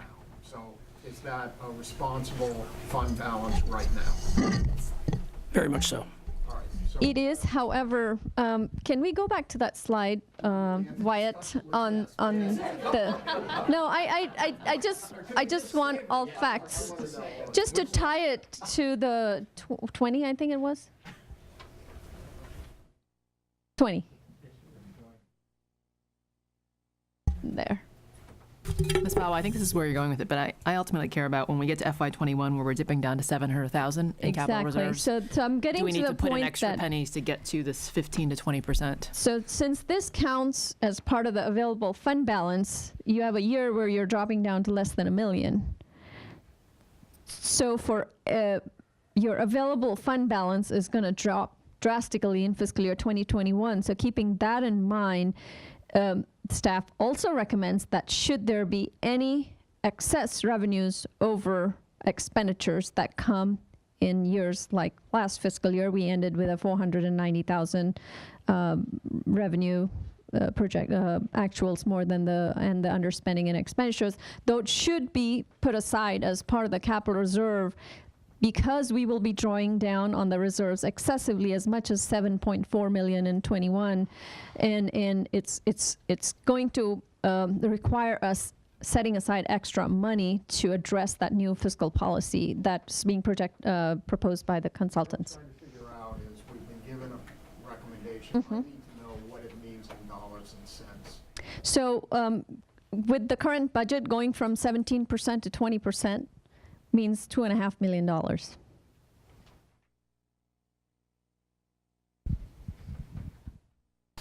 can I ask it a little differently?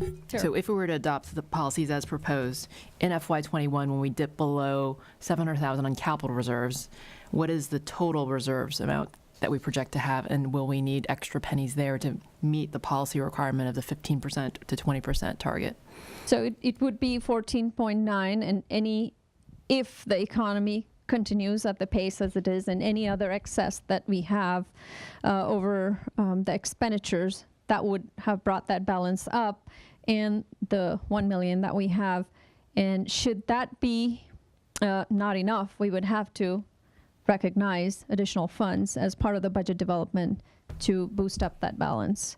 And the policy recommends doing that only for the years where we don't meet the debt service to expenditure, and or if we go below the payout ratio, not for the total life of the debt. So it is projected as like 4 to 5 years, and it's in the A little wider, but yeah, it's still about fiscal year 25 or 26 that we are beyond that threshold. So those 4 or 5 years that we really need to be more careful. So you're saying for these 5 years that we're most concerned with, we should still be within the 15 to 20% kind of new recommended target without needing extra pennies? I cannot promise on 2021. No, not unless we make sure that any excess revenues that we have, or any underspendings we have in expenditures, that we keep banking it into a fund reserve. Maybe in 3 years we will get there. However, if we continue to appropriate any overages that we have, and with a less than 1 million, we're not going to be there. No, we're not going to meet it. And as part of the fiscal year 21 budget development, we'd have to identify funds to be within that policy, to comply with that policy.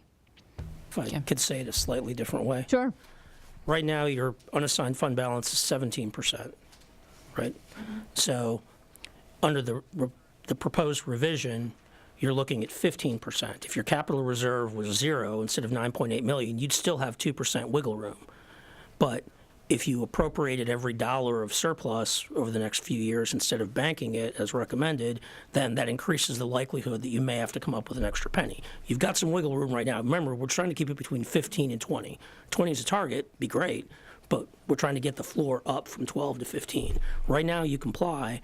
It's the idea of continuing to do those things at the end of a year where, when you have a surplus to pay it forward, if you will, to make compliance that much easier come 2021. Yeah, I mean, I think it's good that it seems like we've built in a little more flexibility by kind of broadening the definition of, what reserves is, but I want to make sure that before we all say yes, we understand what the implications of the tax rate modeling we've talked about, so we have that future view and don't just assume that we're safe. Well, can I ask a question about this much to the managers, to anybody? I mean, the financial management model that we've used the last several years has been, to grow the economy, and we've done that at a region-leading pace. That's what your numbers show. Okay, that's good. The other way that we've accumulated surpluses by the end of the budget years is very careful spending. And, one of the things that attends to that is that when we have a surplus, some of that surplus is directed to activities that we really had wanted to expend more effort on before and didn't because we were budgeting conservatively. Whether it's neighborhood traffic calming or a need for trailers at the schools, things that I understand here you've defined like one-time expenses would still be allowed, but I mean, I'm not sure neighborhood traffic calming would count as that, or other things that we.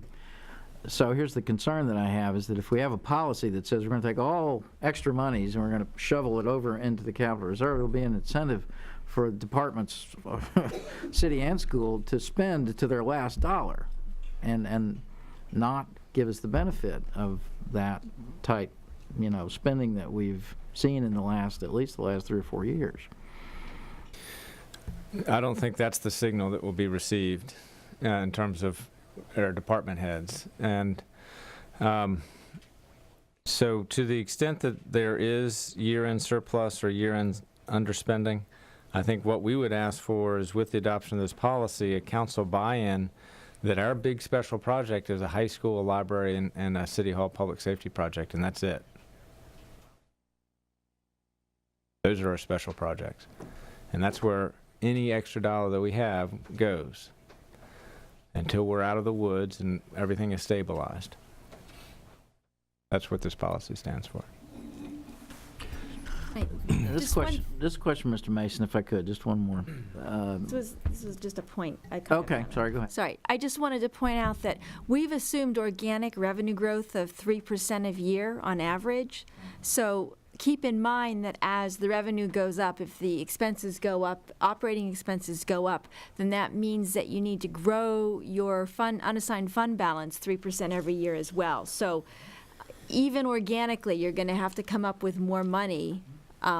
And if you switch to this available fund balance, which includes capital reserves, again, the point I made earlier is that, it's not going to hurt you to put money in capital reserves that you can spend when you're out of that 5-year crunch period. But keep in mind that if the operating budget goes up 3%, so's fund balance requirements. That's right. And if I may add to that, the intent of the capital reserve is for not just alone for the school, it's for any capital emergency or anything that happens, anything in the cold winter storm. The policy calls for a projected balance of $3 million in capital reserve, which of course we're not keeping up to in some of the years as we see the capital reserve balance in our model.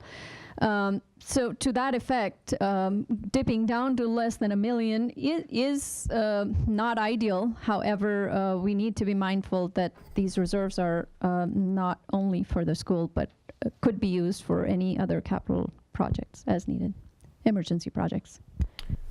I think, Mr. Z. Well, CFO, I want to congratulate you on being a better Richard LeCondre than than I anticipate Rich could. He always managed to have a scowl on his face when he gave us this kind of news, and he managed to smile through it. So, kudos for that. Since we have the consultants here, you've kind of put out a teaser here that if we go to a 15-20% model, that we stand a chance of getting the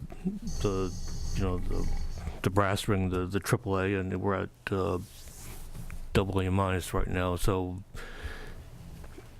given your knowledge of where the markets are going and what the demand would be for muni kind of bonds and what the Fed's likely to do in the next 6 months or so, what, as a practical matter, what difference does a AAA versus what we have make in the bond markets? Is it make appreciable, or just or is it do we have people jumping and giving us a better rate, or is this a hedge against getting a worse rate?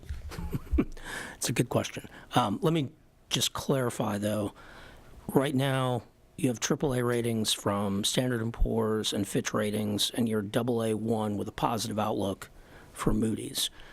When they reviewed you earlier this year, they wanted to take the positive outlook off because they didn't really understand the plans we were working on for the high school. They were concerned about debt. We had a conversation with them. We told them what we were planning. Everything that we've talked about here today and the plan we will bring to them is consistent with what we've told them. Does that mean they're going to immediately raise us to AAA? They may not. They may want to wait and see how this is the first of 3 planned large borrowings. They may want to see how you operate for a couple of years, with a higher degree of leverage. As to the question of whether one last AAA rating is really going to change your borrowing costs, the answer to that is not particularly. A couple of basis points maybe, which is a very small portion of 1% in the overall cost of capital. I think it's really more psychological in terms of the benefit. Being a AAA rated government is rarefied air. There just aren't that very many of them around the country. You have a lot of peers and neighbors. Pretty much everybody you saw on the board tonight when we were looking at tax rates and so forth is rated AAA.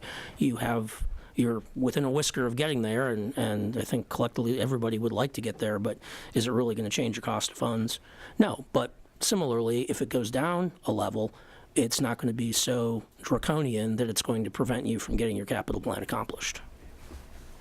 And Dad? Are there other policy measures outside of changing our fund balance that would send the same message to the credit rating agencies? Maybe it's a cap on expenditure growth, maybe it's just a cut in operating expenses in general, or is this the bigger drive of how they would determine what our credit rating is? Because it seems to me that this is driven purely out of perception to make sure that we get cheaper borrowing and we maintain that rating, but are there other things that are just as meaningful as opposed to combining all of this? There is one other element to this that we didn't really touch on about the limit on debt service. Touch on that. Debt service to expenditures.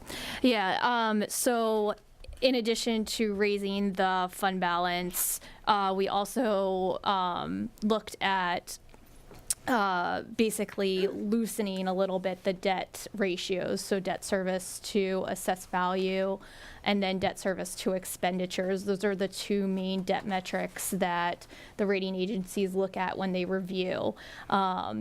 Debt service to expenditures, we've talked about a little bit. As you take on this debt, it's going to go over your current policy, and so once you go over that policy, that's when it will trigger the fund balance.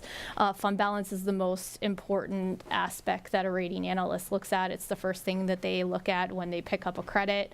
And so to sort of offset the increase in debt, that's why we suggested that, strengthen your fund balance policy a little bit. And I think the range gives you guys a little bit of flexibility, but also provides the rating agencies with, some comfort that you are, willing to sort of keep levels at a more strengthened And they level. don't question the fact that you're basically combining the two, which would make it potentially more susceptible to. It's the way they already look at it. Yeah. They look at it available fund balance. So in part, what we're doing is really modernizing your policy at the same time that we're increasing the thresholds. We did look at, I mean, there's other things that we considered, but nothing has quite the same juice as fund balance. There are other concepts like total fixed costs, which are sort of emerging metrics that the rating agencies are using, but we didn't go there because, you don't want to put yourself in a policy box where you adopt a policy that then through no fault of your own, you come out of compliance with it. So total fixed costs is a concept that takes debt service and pension and OPEB payments together. When you look at those, you could be in compliance one day, but then, I mean, we've had a wonderful run-up in the stock market this year. If it goes the other direction the next couple of years, then maybe your total fixed cost ratio goes up because your pension payments will have to go up. We saw on the screen on both the general government and the school side that both units reaped benefits by retirement contributions dropping due to market performance. Well, the reverse of that can be true as well. So we sort of looked at but discarded that for that very reason. Okay. Mr. Snyder? So, one thing you said a couple minutes ago really caught my attention. So, as I understand it, there are two parts to the recommendation. The one part we see here, which is basically, I get it, you want a certain fund balance, so if some emergency comes up, we can keep paying the bond holders. That's, I get that at a very high level of abstraction. That's what we're doing. So what's this other thing about ratio to per citizen and all that other? Is that in here? Okay, show me where that is, and what does that mean? I mean, it's really sense, because we are going to dramatically increase that, regardless of how it's funded. One way or the other, we're going to be increasing the amount that people are paying. So, what is the proposed plan that we have tonight in compliance with what you're recommending, or is you're recommending something else? Tell me a little bit more about this other piece. Well, the other piece is it's under debt management. It's really items 2 and 6.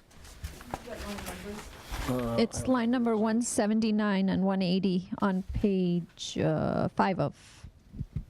Yeah. So really, this is not I wouldn't call it a strengthening as much as an acknowledgement that because of the borrowing that you're undertaking, you're going to be out of compliance with your existing policies.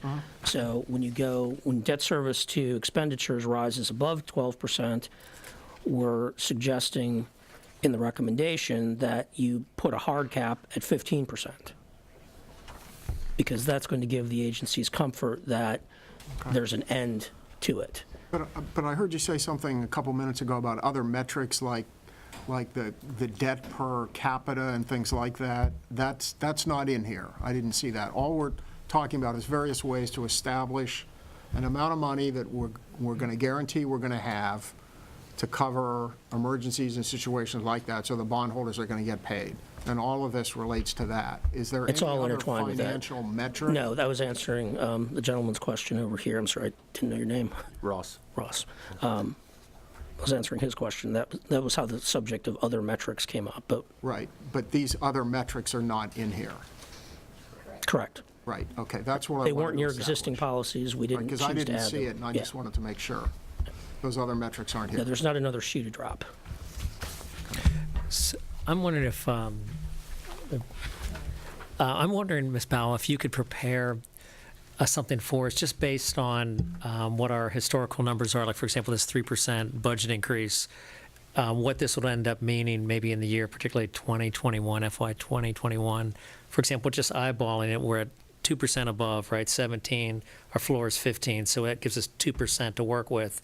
But if budgets are going up 3% for the next 2 years, seems to me we're talking maybe 3 or 4% below in 2021, and I'm wondering what the implications are for a tax rate. In other words, how many cents do we need to make up to get to that number, particularly in 2021? Do you understand what I'm for questioning? To me, it seems to me if we're talking an assumption that budgets may go up or revenue may increase, organic growth maybe 3% a year, we're 2% above right now, right? And we've got 2 more years before the stuff really hits in 2021.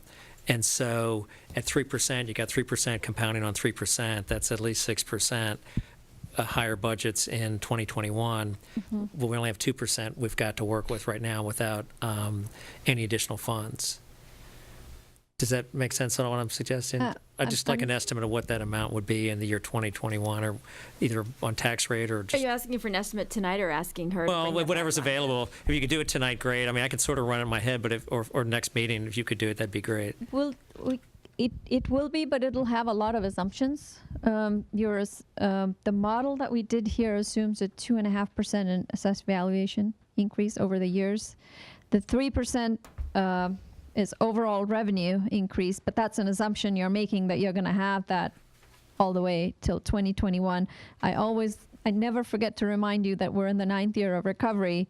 We may not see this 3% every year revenue increase. It is my duty to let you all know that the economy has seen dips sooner than, and 10 year is the maximum we have gone without an adjustment, and that was the internet boom. So an adjustment is expected. I went to the National League of Cities. All cities and counties are projecting revenue growth, but very gingerly, and the expenditures are rising faster than the revenue growth is. I mean, you saw we're expecting a 15% anticipated 10 to 15% increase in health benefits. I mean, it's what you're asking for can be done, but how close is it going to be to reality? It'll have a lot of assumptions in it. So why don't you just run it with 2.5% and 3% then, if you're not sure which number it'll be, at 2.5% to 3% budget increases for the next 2 years. And also it'll have to have some assumptions on what the real estate tax increments are going to be. Like for this year, we're proposing the 6 cent increase for the pennies, 6 pennies for the capital, and to use whatever the guidance would be, and no tax increment on the operating side. However, whatever the guidance would be on the X% in the resolution, and use that 2.6 million to strategically address the areas on the school and the city side to on the compensation, as well as other interjurisdictional expenditures and other needs as far as the benefit increments go, with the 85% of the school's budget on personnel and over 50% of our budget on the school city side on personnel. I'm just stating all these facts. So just run your chart, if you don't mind, your chart with 2.5% and then do it at 3% budget growth over the next 2 years and see where that gets us as far as 15% floor, what we'd have to do to get to 15% floor and fund balance. So your question, as I understand it, goes back to with 712,000 in reserves, plus our unassigned fund balance. Yes. Where do we need to be? Yeah, it just seems to me like there's a shortfall. Like in my head, I'm seeing a shortfall of a couple percent. That's just me eyeballing it right now. I mean, one quick thing. Yeah. We got to make sure that when we talk about the underlying budget growth, so it's not that, we're at 17%, if we have a 3% budget growth, we're back at 14. What that means is that the overall budget, that the same amount of money will Agreed. be, right, so it's going to be like, maybe 1% or something like that. Well, if we don't, I agree with you completely that seeing what that is and what we'd have to be, it makes sense. But I'm afraid some people are going to be thinking that we've got to grow that unassigned fund balance, from 17 to 20 and then to 23 when that's I just got to maintain 15. It seems like that's going to be a challenge with the number of 712 there. Right. Possibly. That's the only thing I'd like to know. So sort of by way of full disclosure, I understand the question, and we can get that to you. Sure. Ms. Hardy, do you have a question? Yeah, I had two. One was the same as what the mayor just asked, is actually just to have that same breakdown, because I asked that earlier question. The second is, you mentioned one way to get ahead of that is to commit to any underspending we have at the end of each fiscal year to kind of shove it into capital reserves. That's right. Is that a policy recommendation? Because I didn't see it. No, that's a management strategy. And so when we discussed this a year ago, we were talking about pennies on the tax rate to get unassigned fund balance to 20%. And there are good reasons why we were thinking about the problem that way. what this approach does is gives us a little bit more time. We're in compliance on the date that you adopt this. We'll be in compliance for 2 years, and then, so we need to take that 2-year time to address the question that both you and the mayor have asked. What are we going to need in 2 years? And we think it's manageable. The way we've been thinking this through, we think it's manageable. But that's based on a whole set of assumptions. So we'll just lay that out so that the next time this is discussed, you have that very clear. But you're also not prescribing that any overages we have or underspending we have automatically goes in capital reserves. I think Mr. Duncan asked about, worried about changes in behavior and how we might spend if that was an actual policy we put on paper. Well, the council did that this year. That's on line 77, right? 27.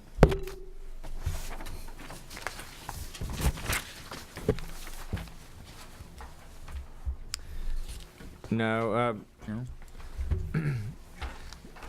So it's not in the staff report and it's not in the policy. That would come up each year at year-end financial reporting. We would say, let's keep our eye on the big picture here and put whatever we have. And there might be years when we don't have any, in which case, that's won't be good. But that's what you can anticipate will come from management.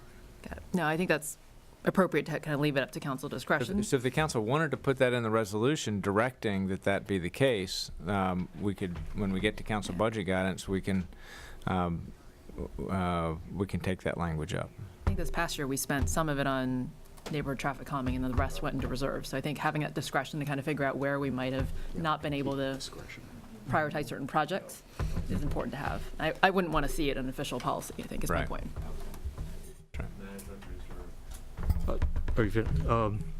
Can you go a little bit further on explain what the effect of line 179, 180, and then it ports over to the 1520. Right now, our policy is 25% of the total debt will be repaid within 5 years, and at least 50% of the total debt within 10 years, and I see the strategy going forward that that's 20-year debt, and we're switching to 30-year debt. Well, yeah, that's kind of my point here. So we're encumbered to hit this 1520, basically, to offset the. You could pick either one, Mr. Z. Either one of those policies are going to get breached in terms of your debt service to expenditures or your debt payout ratio. A part of it depends on how much you grow your budget over the next couple of years, but they're both going to be breached. So we just wanted to be thorough and acknowledge the fact that both are going to be breached, at least temporarily. As Ms. Bawa said, this is not forever. It's when you hit the peak in the debt service after taking on the debt for all of the projects, both city CIP, schools, libraries, city hall, et cetera. It's going to crest at some point, and then it's going to trend down. And so violating either of these existing debt policies that are already on your books, the purpose of these amendments was just simply to acknowledge that and indicate that those would be triggering actions that would trigger the higher fund balance reserve policy. So my question is that we know that we've seen the charts, we've got our estimate for when we'll get back below the debt service ratio. For next Monday's meeting, Ms. Bawa, could we have an estimate for when we will get back in compliance with the payout ratio? Because I think that's a longer horizon. My recollection was that we'd be out of compliance for 5 years, but. If we could just confirm that next week, that would be helpful. Only 5 years. That's great. And then also give us the assumptions that you're going to make to reach that 5-year mark. I'm sure you're making some assumptions with regard to growth and other kinds of things. So if you can give us that. And the sale of the land, et cetera, so we don't have to ask you that question again. Thank you. Other questions? Bless you. Could I ask one? Of course. Something you said about conversations that we already had with the ratings agencies, I didn't quite catch. Have they been provided with information that's similar to what we're considering here and been told anything in particular about it? That's one question. And two, what's the timetable that this needs to be done under in order to have our table set properly before we do our borrowing? Do you want to be? You. Okay. So first question, to what extent are the have we been having these conversations with the rating agencies? We've been talking about the high school project with the rating agencies for 5 years. And it's been along the lines of, this is a major capital project and we're working on a plan of finance to accomplish it. In the past 3 years, it's been more specific about the economic development as a part of the plan. But the rating agencies have had a $100 million plus figure in their surveillance of the city of Falls Church for, I believe, definitely for 3 years and I believe 5. So that would be good if we've been telling them an economic development story, because for the last 3 years the economic development story has been very good. I guess my question is, to what level of detail have we talked about, our interest in changing our fiscal policies to move floors and ceilings and doors and windows and whatever else it is that we're planning on doing? I mean, how much have we already created a level of expectation that you feel that if we don't meet it, we will be punished for it in terms of changing our fiscal policies? We have not discussed explicitly changing our policies with the rating agencies. But what we are bringing to you tonight is what we believe is the bottom line of what a rating agency, what anybody who's thinking about rating the city or selling the city bonds would be interested in seeing. Okay, so and the question. If I may, could I add to that? Sure. Just somebody answer the question of when we need to do this in order to have things set. So what they have been told is that the city's gone through a very public and open process about the school project, the CIP overall. You've had multiple town halls and so forth, that it would be made open and public what tax increases that would be required to fund the program, but also they've been told that there is an economic development or redevelopment component to the high school project without putting any specific markers out there as to dollars that could be received, but that it's a plan that's going to have elements of local tax increases, economic development, and we will put a prudent plan together, and that's really what they've been told. You've not been bound to any specific marker on policies or specific rates or anything other than what you've already told the public. To the extent they've gone on your website and looked at any material that's been presented to you. And I don't know that they have. I sincerely doubt that they have. The timing of this, ideally we would like to have this in hand as quickly as possible, such that it can be implemented and embedded within your FY19 budget. The staff plan is for you to take it up next Monday and pass the resolution. That would be ideal. In no uncertain terms, you should probably have this resolution passed and in hand before you go see the rating agencies, which we haven't finalized the schedule. It will be sometime in late winter, early spring. But the preference would, I think, at least from the staff perspective, would be to, cross something off the agenda, so to speak.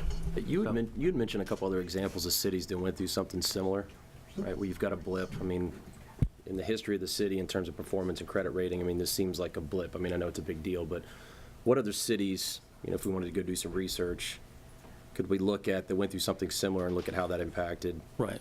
We've talked at times. I mean, we've been sort of looking at this for the last 18 months or thereabouts, and we've relayed our experience with your neighbor, the city of Fairfax. Several years ago, they did a $100 million, I can't remember whether it was schools or courts, I think it was schools program. They were very public about the need for a 10-cent tax increase. At the time, they were not rated AAA, and they absorbed that debt. They didn't need all the 10 cents that they originally projected, and at the end of the day, they got their credit ratings upgraded. So that's one neighboring experience. The town of Leesburg has had an elevated level of debt service at times in the past. That's not prevented them from getting improvements to their ratings. So there are many. This is a once-in-a-multi-generation school project that you're just going to have to absorb over the next several years. And But any of them that did what you guys are recommending here? yes, they're all clients. They all did what we're recommending. Of course. Well, I can only speak to what I truly know, right? So I'm. When you said they did what you recommended, they implemented the same kind of, Yes, they floors and enhanced. ceilings that you're recommending to us. So when we go to look Fairfax, we'll see something very similar in their fiscal policies as you're proposing for us. Yes. And one thing, with the historic data, we have traditionally and historically been above these targets that we're laying out here in this policy. And that's another reason why we feel pretty comfortable with recommending this policy. So that's different from what at least our understanding has been about the fund balance in Fairfax, right? The story is that Fairfax's fund balance's requirement is not as high as ours. I mean, you're telling me tonight that we've been Fairfax City, that we've been wrong about that. Sorry. Well, I think probably we're talking, their unassigned fund balance, but probably their available fund balance. Okay, well, anyway, tonight, is we a don't need much to go into bigger that, number. but before our next meeting would be useful, I think, because you do hear the Fairfax City example used, and it's a good example, and we have an expert on it here in the room. So, if they promised a 10-cent tax increase and didn't have to levy all that, that's just dandy news. Let's know more about that. If that's a good story, then maybe there's something in there we can make ourselves feel happier about. Okay, other questions? Mr. Castillo? Thank you, Mr. Tarter. Just a quick couple of questions. First of all, to the extent we think interest rates are going up, right? So if you go to 7 cents rather than 6 and pay some of that off on the front end, you would get a better bang for your buck on that in terms of borrowing cost savings. Am I right about that, or would it be significant? Are you asking me whether if you did a higher tax rate increase, you could pay debt off early? Is that what you're asking? Yeah, in other words, would that extra penny pay some additional dividends if you assume that the borrowing rates are going to be going up? So we're borrowing less expensive money down the road. Or is that just not? Well, typically bonds issued in the public markets have a call provision, which means you really can't prepay that debt right as effectively. But in other words, okay, got that. All right. I think the probably the most important factor, and I think you may have mentioned it earlier, but one of the most important factors in your borrowing rate, even if rates go up, is to stay where you are at the current rating level. Because as I said earlier, as ratings decline, your cost of capital is going to go up. You're going to pay more for the debt. So, I think having a stronger tax component to the plan is going to enhance your ability to keep those ratings where they are, and that's going to drive the lowest possible cost of capital. And then as the rating agencies look at our rating, and the high school construction project, are they going to factor in the payouts from economic development at all, or are they basically going to assume for the purposes of their exercise that unless and until something changes and we start seeing money, that they would value that essentially at zero for their rating purposes? Most likely at 0 until it became. Okay, that's what I thought. Ms. Hardy? What Mr. Mason said just jogged something that we had talked about several months ago, which was, I think, when we looked at the financing plan for the high school, Ms. Bawa, we had said that one of the things we hadn't decided on was actually whether to have a call on the bonds to be able to prepay and be able to use payments from the land transaction to pay down the balance on the bond, as opposed to just paying down debt service. And so we said that should result in less interest over the life of it. And I think you all said that we didn't have to make that decision until probably this spring. Are we at a point now where we need to have that discussion? And how does that impact this conversation? That's correct. We'll be bringing bond issuance structure, how to structure the debt as part of resolution before the bonds are issued, closer to when we go for issuance. And the calling, if the tranche 1, 2, or 3, whichever ones would be callable, it'll come to you closer to issuance. So we're hoping to bring it sometime in spring. So if we were to structure it that way, does that change anything that we're talking about tonight in terms of the use of reserves? That chart we all love now, page 20? I would think not, because we're not going to, I mean, the model assumes you're seeing the first piece of the, and you'll add to it, the first piece of the land acquisition comes in fiscal year 22-23, and then the second every other year after that, 15, and 10 million. That's how the model assumes the incoming proceeds from the land sale. And what the interest rate impact is going to be, you know, if we have some bonds have the callable options, and some if we specifically want it and we have to pay some extra basis points, Mr. Mason and the rest of the team is going to bring that to us as part of the debt structuring of the debt. And whether we are going to have upfront principal paying all the way, or backloading the principal payments to help us smooth out our payments, the debt service, all those things are going to be visited as part of the debt structuring of the debt. Got it, because ultimately when we talk about our ratios long term, I think that's important to think about our ability to be able to borrow in future years, because we're really constraining ourselves right now by borrowing so much that 20 years from now, when we may need to borrow again, you know, if we don't start paying down some of that principal early, I think it's important to keep in mind what that does to future generations. That's got these core provisions. Who determines that? Is it the market, or do we have a preference in how we? Because I know there's certain minimum periods. I mean, they're not going to allow you to call one in a year. It's probably going to be 5 or 10 or whatever. Could you sort of shed some light on who determines what, you know, who controls that? Sure. So a call provision is effectively a lockout period. In your typical 20-year level principal bond issues, the first 10 years of the loan are not callable. You can call the last 10 years. That's called a standard prepayment provision in the market. You don't really pay up for that. You don't pay a premium or a penalty for that. That's what the market generally accepts. So there's no cost for that call option per se. What's been discussed in the past is potentially shortening that call so that you can potentially pay down with one-time dollars from land sale proceeds, make it, let's say, for sake of example, a 5-year call. So that kind of corresponds to the 2022 time horizon when dollars may hopefully start to flow from the economic development. And then the question becomes, do you want to build that flexibility in there, which you make that choice.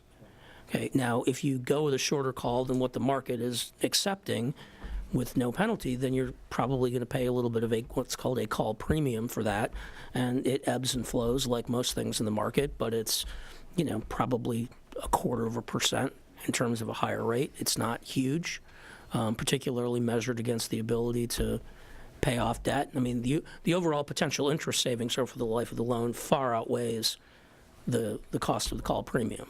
But the question that's, you know, probably more relevant to that decision whether to pay debt off or keep the funds and use them to pay debt service is what it does to the city's budgetary cash flows and tax rate. Yes, if you pay bonds off as a general principle, you're going to pay a lot less interest, but you might better manage your budget over the long haul by keeping those dollars and using them to defray debt service. And that's a mathematical exercise that we need to talk about again. But you have control of the call provision. You can even go potentially and do part of this if you decide that you want to potentially dedicate $20 million to paying off debt. You want to split the difference, so to speak.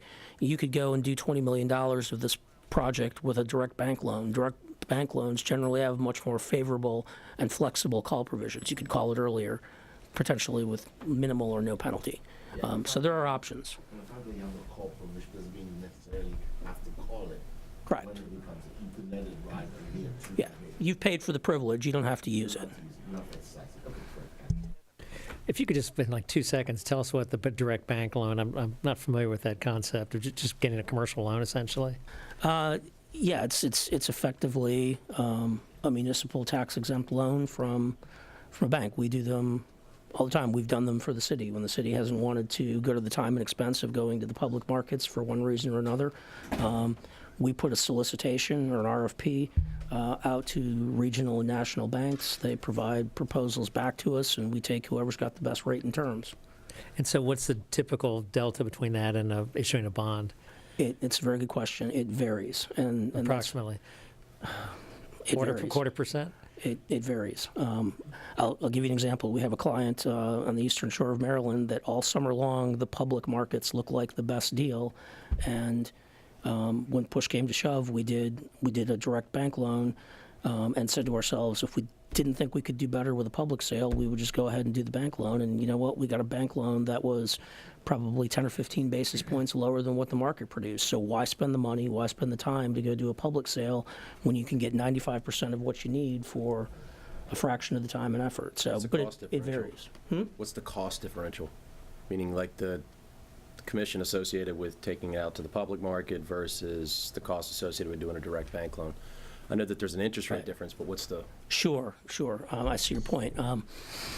It's you, in either case, you're going to pay your financial advisor and your bond counsel to lead the charge on both processes, so those don't change. The chief difference is in a public market, you don't have to pay the underwriter, which is the investment bank that buys those bonds and then turns around and sells them to investors, and that's anywhere between $5 and $10 per $1,000.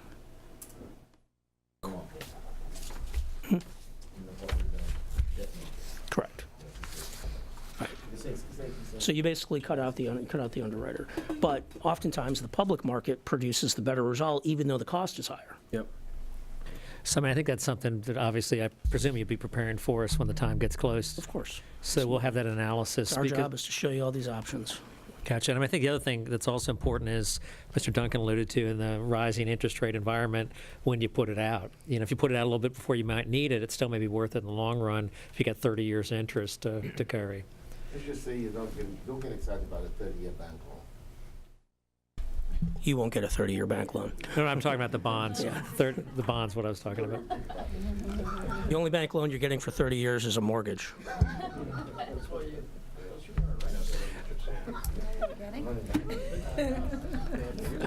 Are there other questions before we let our friends here take off? Ms. Oliver? Can we take a break before Sure. the next item, please? Sure. We've got one last item. Do people want to try to power through that and then take a break, or do we want to go ahead and take a break now? All right, Ms. Oliver wants a break. We're taking a break. Mr. Shields and Dr. Noonan, any setup for the last portion of our joint discussion, or what's said has been said? Okay. So, members of the school board, members of the council, what is before you is a draft resolution, and just by way of setup, it has been the council's tradition, probably for 6 years now, to adopt guidance. That's correct. To adopt guidance before in the December timeframe, so that as we're building our budgets, we have some input and some direction from the City Council in terms of what your expectations are. So on page 1 is the resolution that simply states the council's intent and purpose in this resolution. And going to then page 2 really is the substance of it. And so I'll just give a quick orientation in terms of what's new and what has been in guidance before. The opening paragraph is largely the same as what the council has adopted in years past. Some broad statements of intent and broad direction. Bullet number 1 also is familiar language. That is to review all city government and school programs and operations to achieve the most cost-effective delivery of services possible. In the past, there's been a little bit more elaboration on that for some specific areas of interest to the City Council where you'd like to look for efficiencies. This is actually just kept very broad. Item 2 is exactly the same language that was in your resolution last year, stating the intention to maintain appropriate discipline on operating budgets in light of the very significant capital program. Bullet 3 is new. And so what last year was, there was a sentence in addition to the paragraph, bullet number 2, that said, accordingly, operating budget should stay within the bounds of what the economy gives through natural revenue growth. So 3 is different, and it would state FY19 general fund operating budget, inclusive of both general government and school operations, should be no more than X% growth relative to the FY18 budget. 3% growth would be aligned with what our revenue projections are. Any revenue above that budget level should be dedicated to accomplishing the approved capital program. And then bullet 4, compliance with fiscal policies. That's the same as last year. Multi-year revenue and expenditure projections. That's the same as last year. 6 is the same as last year. Level of employee compensation that is competitive with the regional labor market and sustainable over the long term, and that funds the pension plan according to the ARC. That's the same as last year. In fact, all of these are either the same or very similar to what you've seen in the past. And I'll just note kind of what they get at. Item 7 really gets to that walkable and great place aspect of the City Council's work plan for the past several years. What's new in item 8 is to add a 10-year planning horizon for the CIP, and so we'll do that. We're also planning to do a 6-year detailed CIP because that's aligned with the way the transportation funding streams are now, as opposed to a 5-year CIP. Is that in here? The 6-year is not.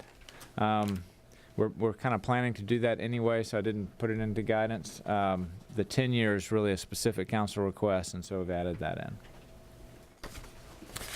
Item 9 is to use the NVTA 30% and 70% funds, and we are planning to do that. In fact, the next item on the agenda is about how we're planning to do that, and it is significant. Item 10 is to make sure we keep our eye on the investment proceeds that were made into the pension fund, and that's the $600,000 that was on the slide that Ms. Bawa presented. And so we would make sure that people, that doesn't get forgotten. And then the last is just a good public information campaign. So those are the items. I'm really sort of queuing off of last year's. I'd be happy to get any council comments on that, but I think the one that will really kind of be the key thing that will help shape how we develop our budgets is bullet 3. Okay, questions, comments? Mr. Snyder? Thanks a lot. I'd like to request the addition of a bullet to work to reduce the city's metro obligations. This is so when I play the skunk at various parties that we have the support of the city council in doing that. I can't promise results, but I think we need to push for a reduction in those obligations. So hopefully we can craft some language. It can be generic. We need to spend a lot of time crafting it, but that's now risen to be a significant part of our budget, and I think we need to commit ourselves to doing what we can to reducing that. So that would be helpful. And I want to go back to your bullet number 3, because it seems to me the last sentence actually gets back into the discussion we had earlier. I don't disagree that should be one potential priority, but there may be other needs, and I don't want this to be yielded as a club. And it may be in its current language. So any revenue above that budget level should be considered to be dedicated. I don't mind putting the notion in there, but I don't necessarily commit it. There may be other needs, either on the school side or the city side, that take precedent in this particular year. So that would be my only point. And I think it's very consistent with the discussion we had a few minutes ago about use of any surplus we have in the budget. We want a little more flexibility there. So again, I don't want to engage in wordsmithing tonight, but I just like a little bit of flexibility there. Other comments, questions?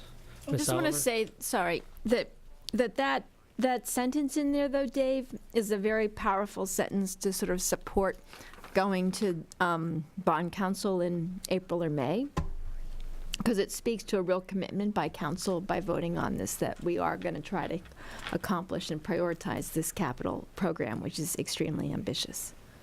Well, I would like a discussion, because I didn't hear them say that, so this is kind of new to me, and it strikes me that it ties our hand. I don't mind it as being an objective, but again, there may be other pressing needs that our taxpayers in a particular year might want some small percentage spent on something else other than poured into that if it puts us far above the target. It's the guidance. It doesn't mean that we can't do that. It's just a statement of our objective, which I thought we just spent a lot of time tonight on the fact that everybody wants to go forward with this school project. That's not the question. The question is that we're tying our hands to doing this.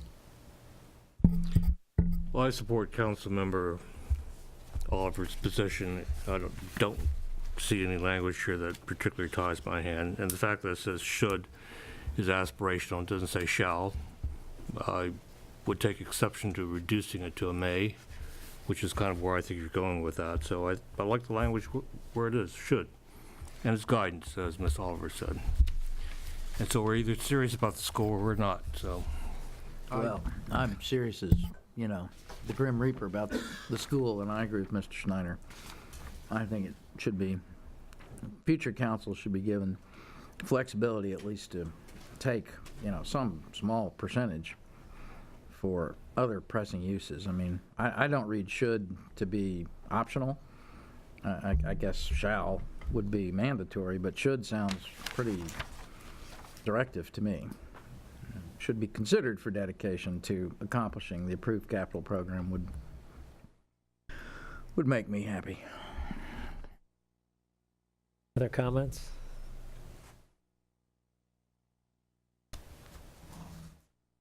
Mr. Shields, can you present two versions? So one would be, should be considered to be dedicated? And Considered for dedication to accomplishing. I'm sorry, Councilmember Duncan, you gotta explain to me what that means.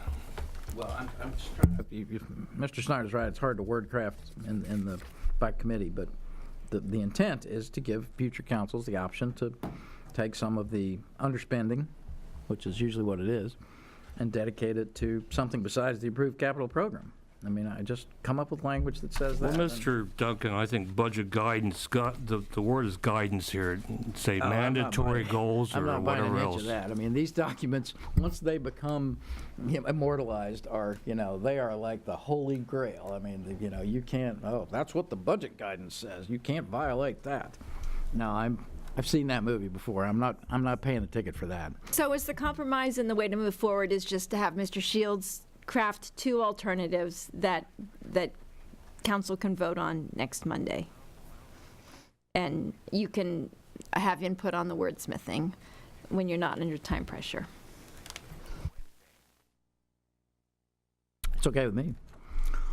What Mr. Snyder said about Arlington was, or about transportation, did you send us something about Arlington's guidance? Was that along the lines of what he's saying, or it'd be good to be consistent with our bigger neighbor if we can be, if it's appropriate? I think it is. I think that their direction was, or their guidance was, work to reduce it. And so I think that'll be a starting point. Mm-hmm. And but I'll get that language out and put that Yeah, into I this thought that was document. good language. Okay. Ms. Hardy?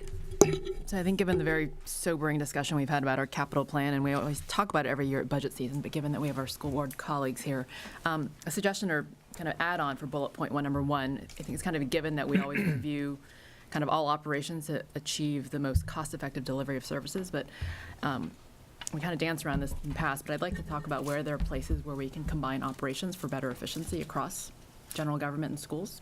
And budget time seems like a good time to discuss those opportunities, whether we can implement them this fiscal year or next fiscal year. So I'll put that on the table for discussion. I want to piggyback on that because one of the things that I don't see clearly in here is that, we've put a huge financial obligation on the city, some that was voted for, some that was not voted for, a majority that voted that approved it, others that disagreed. And I feel that if there is any time, I think the words monumental have been used and historic in terms of the obligations to the cities, that if there's ever a time to provide guidance from a council perspective to the citizens of Falls Church, it's that now is the time to tighten our belts in terms of operations, because we do have a huge obligation, and I think that it sends a clear message that it's not a blank check. We can't just continue to build, and it is improvement investment in the city, but in as many areas as possible to control costs to offset those initial obligations. I don't know what that means from a wordsmithing perspective, but I think that it sends a very, very good message to folks that we're aware it's a huge obligation. We're going to do everything we can to tighten our belts and even cut costs to some extent to help cover that. Now, what that means, I don't know, but I think it would be good to put that guidance in there to mean a lot to the folks that are very wary of the obligations we've already committed ourselves to. Mr. Webb?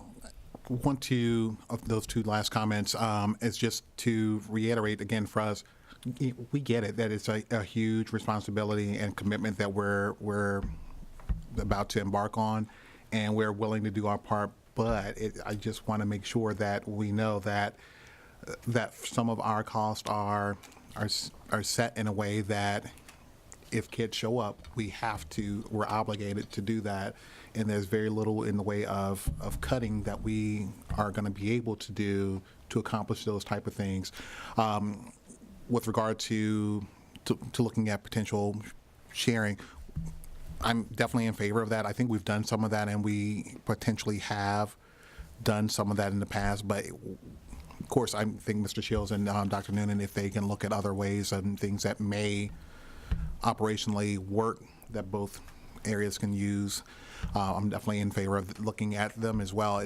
But there are definitely some functional differences. For some things, a little bit more challenging for the schools and general government to look at for potential sharing. But yeah, I think that is always a good something to take under consideration when we begin this process. Because this year, I think it's going to be a very challenging budget because of the obligation that we are undertaking, and we do have to look at it from as best we can to do our parts in making sure that we tighten our belts. But I think we have to be careful on our side of when we do that because of where our costs lie at.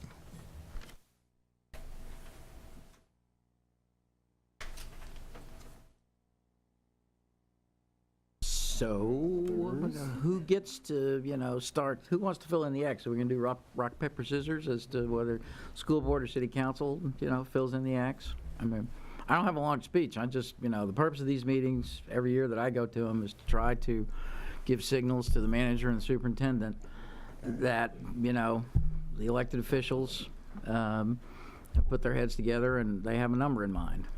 Some years we can't come up with a number, but this year I'd like to sustain the unity of effort and purpose that we saw in the bond referendum campaign, which, was solidly, although not overwhelmingly supported, and demonstrate to folks that, we're obviously on the council side going to do all we can to grow the economy, and we're going to fight about the fund balance apparently, and we're going to try to get every nickel out of Davenport that we possibly can without having to raise taxes so much that people, run for the exits. And yet, restraint in operating spending is going to be required, I think. So I proposed to a couple of people in conversations that we actually have a 2-year commitment so that we don't have to sit here a year from now and do the same thing. And we all go about our business of teaching kids and running the city and building these schools, libraries, and City Hall, that we agree to 2% for 2 years on the operating side. That's the end of my speech. All right, I like it. Mr. Castillo wanted to say something. Well, since it's your resolution, I'll just give a couple of thoughts. I think as the chair noted, we have to take all comers, and our comers cost a lot more incrementally than an individual citizen in the city of Falls Church. They come in with a price tag of 15,000-ish plus. I think it would be good to analyze, by a rough back-of-the-envelope estimate, is we've seen about a 2x growth premium in the school system in terms of school enrollment versus overall population growth. And I think it would be good going forward to understand, to the extent there is organic revenue growth, how that should be allocated based on the growth and its cost pressures. I'm sure that you all understand that we have our duty to develop our budget and the city council passes on the appropriation amount, but we also live here and we want to make this work, and obviously things are going to be tight. But I think also this discussion, like 2% over 2 years, means we have to have a much larger discussion in the community with parents and citizens about what do you think about larger class sizes, because as the superintendent noted earlier, we can do all the resource sharing we want, but class sizes will increase, and we need to socialize that with the community very carefully before we commit to anything. Other comments? I mean, I had my 2 cents. I'm not sure what the number is, but the message, I think, is we got to live within our means. We're talking about a 6-cent, I think, tax increase next year, potentially more to get it to 15% in a year or two. There's all sorts of other things that we haven't contemplated that may hit our door. I just feel like we got to come out of the blocks together with a number that we can live with. It may not be all we want, but I think we're going to have a fantastic school and some great new things in our community that are going to be wonderful investments in our future for years and years to come. And so I think tightening our belts for a couple of years is something that we ought to try to find a way to do. I'm not sure what that number is. We understand, I think, on city council that the schools have had some extraordinary needs, and almost every year I've been on council, the schools have gotten a higher percentage increase than the city side has. So I don't think we're not cognizant of that, but I think we also need to be cognizant of our overall tax rate, where that fits in the world and the universe of things, and that we're all doing something to try to get a really extraordinary capital improvement in our city and others as well. So I don't know, that's just my 2 cents on the issue. I don't have an exact number, but that's my general sentiment. All right, we don't finish this tonight. Council's going to consider this next week, so I'm not sure we have to come to a conclusion right now. But I was just going to say that in the preliminary information you've presented, Wyatt, you've sort of been looking at a 3% is the sense that I have. And I was looking at that and I was thinking about it, and the organic revenue growth, we're saying 2.5 to 3.5, and we'll know more as we get closer to where we are. I think there could be some benefit to just aiming to keep that operational growth to 2.5% on the low end of the revenue growth. And if we do in fact actually feel confident that our revenue growth is higher, then that's just additional money that we can put into capital reserves for the long-term plan, which I think, I feel strongly that we need to be doing that now. We should have been doing it, 3 years ago, but council didn't want to vote any extra pennies 3 years ago, so. any other comments? Mr. Snyder? So I've listened to both, and I do think it's helpful to put a number in. But I also am not going to sacrifice the quality of the schools in any way, and class size is a clear metric. So I don't know if we can draft some language on class size, but to me, that is a critical metric, and I don't want the class sizes to go up. So, I don't know if there's a way to do that, say this is the target, which will force the schools, I think, I don't mean to put it that way, but will urge the schools to really focus on everything other than teachers, if the overall number creates some hardship. So maybe I'm going back to the schools and asking you for some language here that will help us focus what this may mean in terms of the quality of the education. I want to maintain that, but I think what we're all saying is,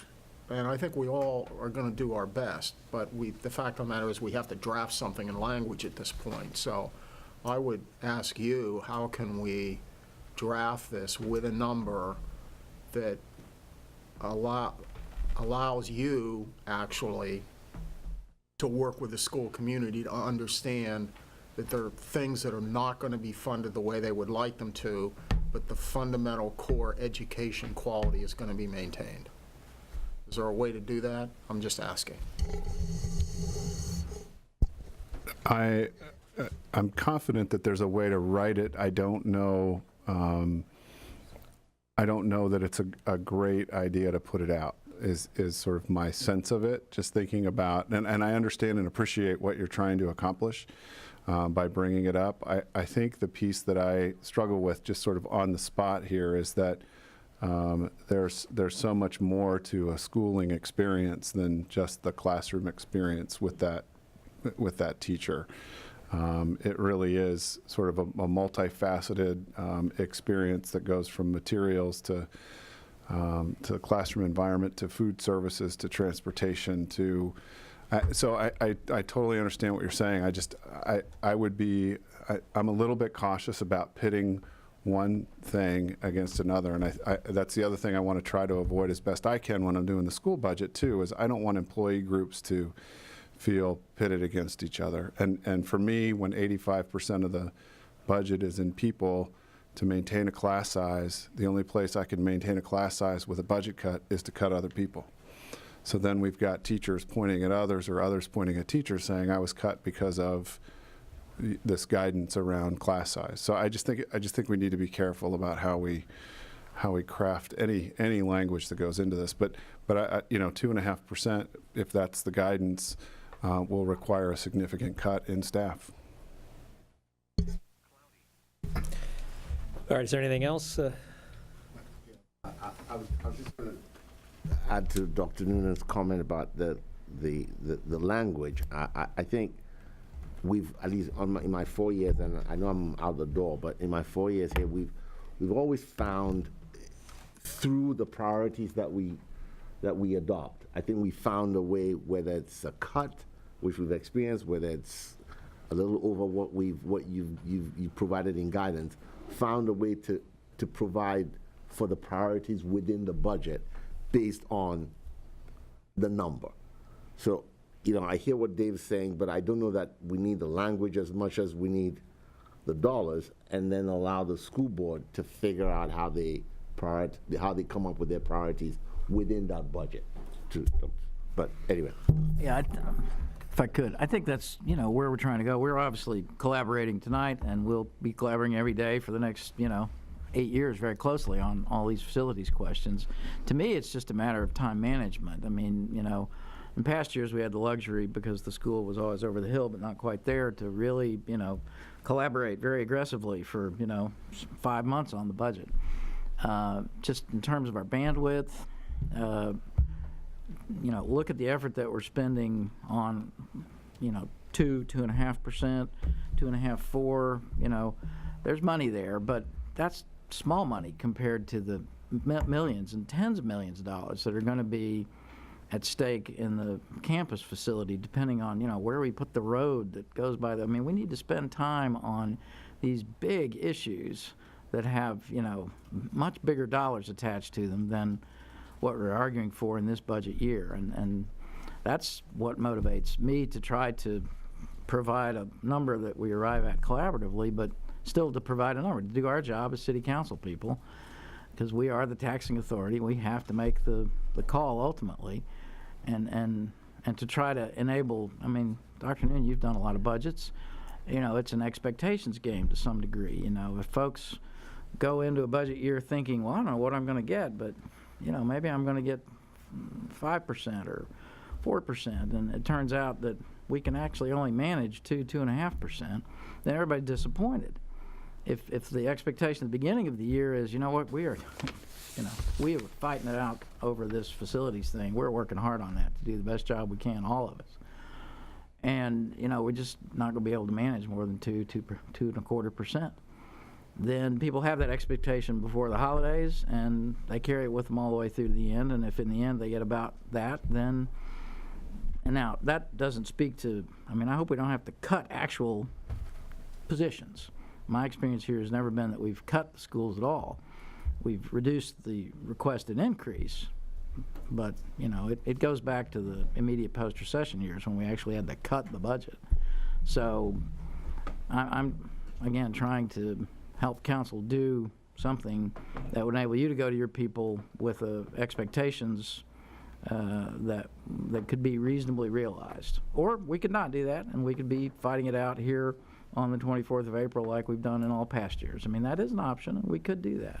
I'd just prefer this time that we not, because of the very important elephant in the room. Mr. Z, did you have something you wanted to say? I think the city manager's suggestion of 3% is reasonable and well-founded. I think we've all done a lot of belt tightening over the last couple of years, especially the city has. I'm looking at the deputy city manager / HR director back of me. And so when we talk about additional belt tightening, I don't know what else we want to give her. I'm sure she's got lots of bandwidth. We've prevented her from going to Richmond to do her thing that she loves doing. So, of course, we saved some hotel money there, too. I know I'm being a little silly here, but I think 3% is a reasonable number. We worked at that. That's the organic growth. That anything above that, you're going to have to beat me up to get it. I think starting at 2% is just pointless gamesmanship. 2.5 maybe, but 3 is what I heard. So 3 we can achieve, we can live within our means, and it's something I think that the school population and the city can work toward. Okay. Thank you. Other comments? We don't have to. I mean, we're going to talk about it next week. So, all right. Unless there's any other comments, we're about halfway through our agenda as far as city council goes. So you're welcome. Anyone else is welcome to say anything they might have to say. But otherwise, why don't we carry this conversation on? All right. Thank you all to our school board friends for sticking around with us. All right. Let's get rolling. Okay, so council, we have a series of grant applications we would like for your consideration for endorsement next Monday night. We think they're really important strategically as to where we're moving as a city, and represent a really important opportunity. We want your input on it before we take it to you for your action next week. So Mr. Stoddard, I believe you're going to give the presentation? Yes, sir. Thank you, sir. All right. Thank you, City Manager. Thank you, Mayor Tarter and members of council. Tonight, I have the privilege of presenting work from a much larger and very high-performing team. Before I even get started, their names are on the staff reports, but I want to call out really the hard work that Carrie Odnino, Jeff Sykes, and Gina Freiberg have been doing to assemble really this set of grant applications. And this is just one piece of the larger slate of grant applications that city staff works on throughout the application season. With that, I'll jump into the cover memo. It's titled December 2017 Transportation Grants. This is the reason for the cover memo. The attachments are the component staff reports. The reason for the cover memo is to put everything into context, that this is several grant applications going to 3 different sources. All of the applications have to be uploaded. The materials for them have to be uploaded in December. So the idea is to come before you as a work session item, get feedback and guidance in advance of several actions scheduled for next Monday's meeting on December 11. Summarized in the next section are the project recommendations that staff is putting forward. These things speak very well to the draft budget guidance in terms of being strategic, supporting the CIP, supporting multimodal transportation with an emphasis on walkability, and also supporting vibrancy in the commercial areas and reinvestment. The funding programs, there are 3 funding programs. The third is listed on the next page, but it's going out to the NVTA 70% program, the I-66 Commuter Choice Program, and the RS Regional Surface Transportation Program / Congestion Mitigation and Air Quality Program. The applications are listed in summary in terms of the project titles and the cost estimates there in the table. There's more information in the staff reports, and I can step into those when we get there. Cost estimates, as you'll note, some of them are listed as a range. Those things are still under review. Staff expects to have those finalized when they come to you for action. All of these applications, flip that around, none of these applications require a local match. And so although the project costs may vary, none of the variance will have an impact on the local budget because there is no local match requirement. There are a couple applications that are noted as being prepared by other organizations. It's on them to prepare their materials and submit them in December. City Council will have until about the middle of January to provide a supporting resolution. So there is time to pause and reflect on those applications before submitting at least the resolution. The rest of this memo is background information, which I just want to touch on. First is schedule of transportation CIP projects. That's the first attachment. It's the color-coded sheet with the yellow and orange and green boxes. And what that shows is the adopted delivery schedule that was included in the FY 18 to 18, 19, 20, 21, 22, 23 CIP. That is closely connected to the second attachment, which is the slate of grant applications. The slate of grant applications is something that city staff prepares and maintains throughout the year, and it is designed to deliver the funding that's needed to make that capital improvement program happen. There are several changes from the slate of grant applications that was previously presented to council, and those things are highlighted in the cover memo there. Items 1 and 2. One is taking strategic advantage of the NVTA 70% funds and aligning those closer to redevelopment in the joint campus area. That's the NVTA 70% application. And then the I-66 commuter choice applications, those were listed as to be determined. Several months earlier, staff is now recommending 2 applications. The first would be to support transit service to connect the West Broad Street corridor to the East Falls Church Metro. Service that used to exist, can restore that. And then the second is reconstruction of the intersection of Route 7 and Haycock. The next 3 sections are summary information about the different funding programs, both the constraints that are on them in terms of what kinds of things can be applied for, and in some cases the opportunities there through all of them. It's the 70% funds. Those funds are tied to the Northern Virginia Transportation Authority's long-term plan, which is titled Transaction. The table summarizes the projects that are in that plan that would benefit the city. I-66 commuter choice, which is funded out of toll revenues from the I-66 Inside the Beltway project, just started today. And then the criteria that go into that, and those are described, those criteria are defined in a memorandum of understanding that was jointly executed by the NVTC and the CTB, the Commonwealth Transportation Board. And then thirdly, our Regional Surface Transportation Program, RSTP, and Congestion Mitigation and Air Quality CMAQ funds. That's a federal program that passes through the states and the NVTA down to the jurisdictions, and those are apportioned by a per capita formula. So that takes us through the cover memo and the first 2 attachments, the CIP schedule and the slate of grant applications. The remaining attachments are the staff reports, and I do just want to touch on some of the critical information in them. I don't want to step through the whole thing, but I do want to highlight a couple things. First is, let's see, I guess it's the first one labeled TR 1739. There are actually 2 labeled TR 1739. We'll get that cleared up before next week. The first is for investments in the North Washington Street planning opportunity area. This speaks to that budget guidance for reinvestment in the commercial areas. Note that these applications are being made this year, but the funding wouldn't be available until fiscal years 22 and 23. This is where the importance of the 6-year CIP comes into play, that these funds have to be programmed in advance. If you flip to page 4 of that staff report, you will see a satellite view of the project area.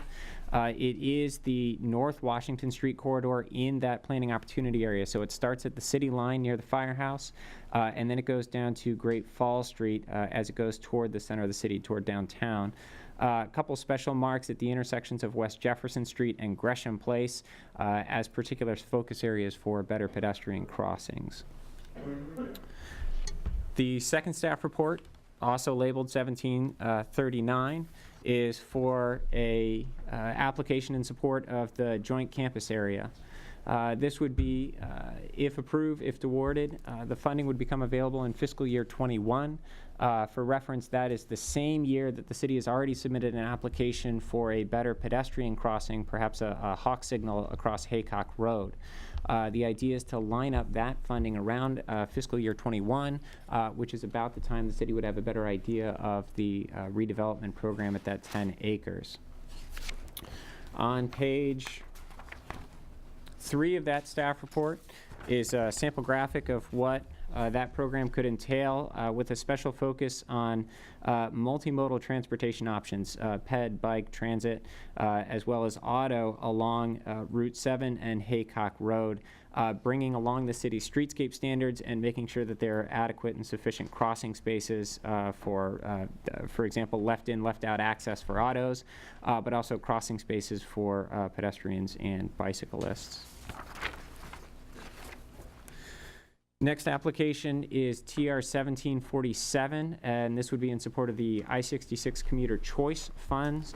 And there are actually 2 projects wrapped up in this one staff report.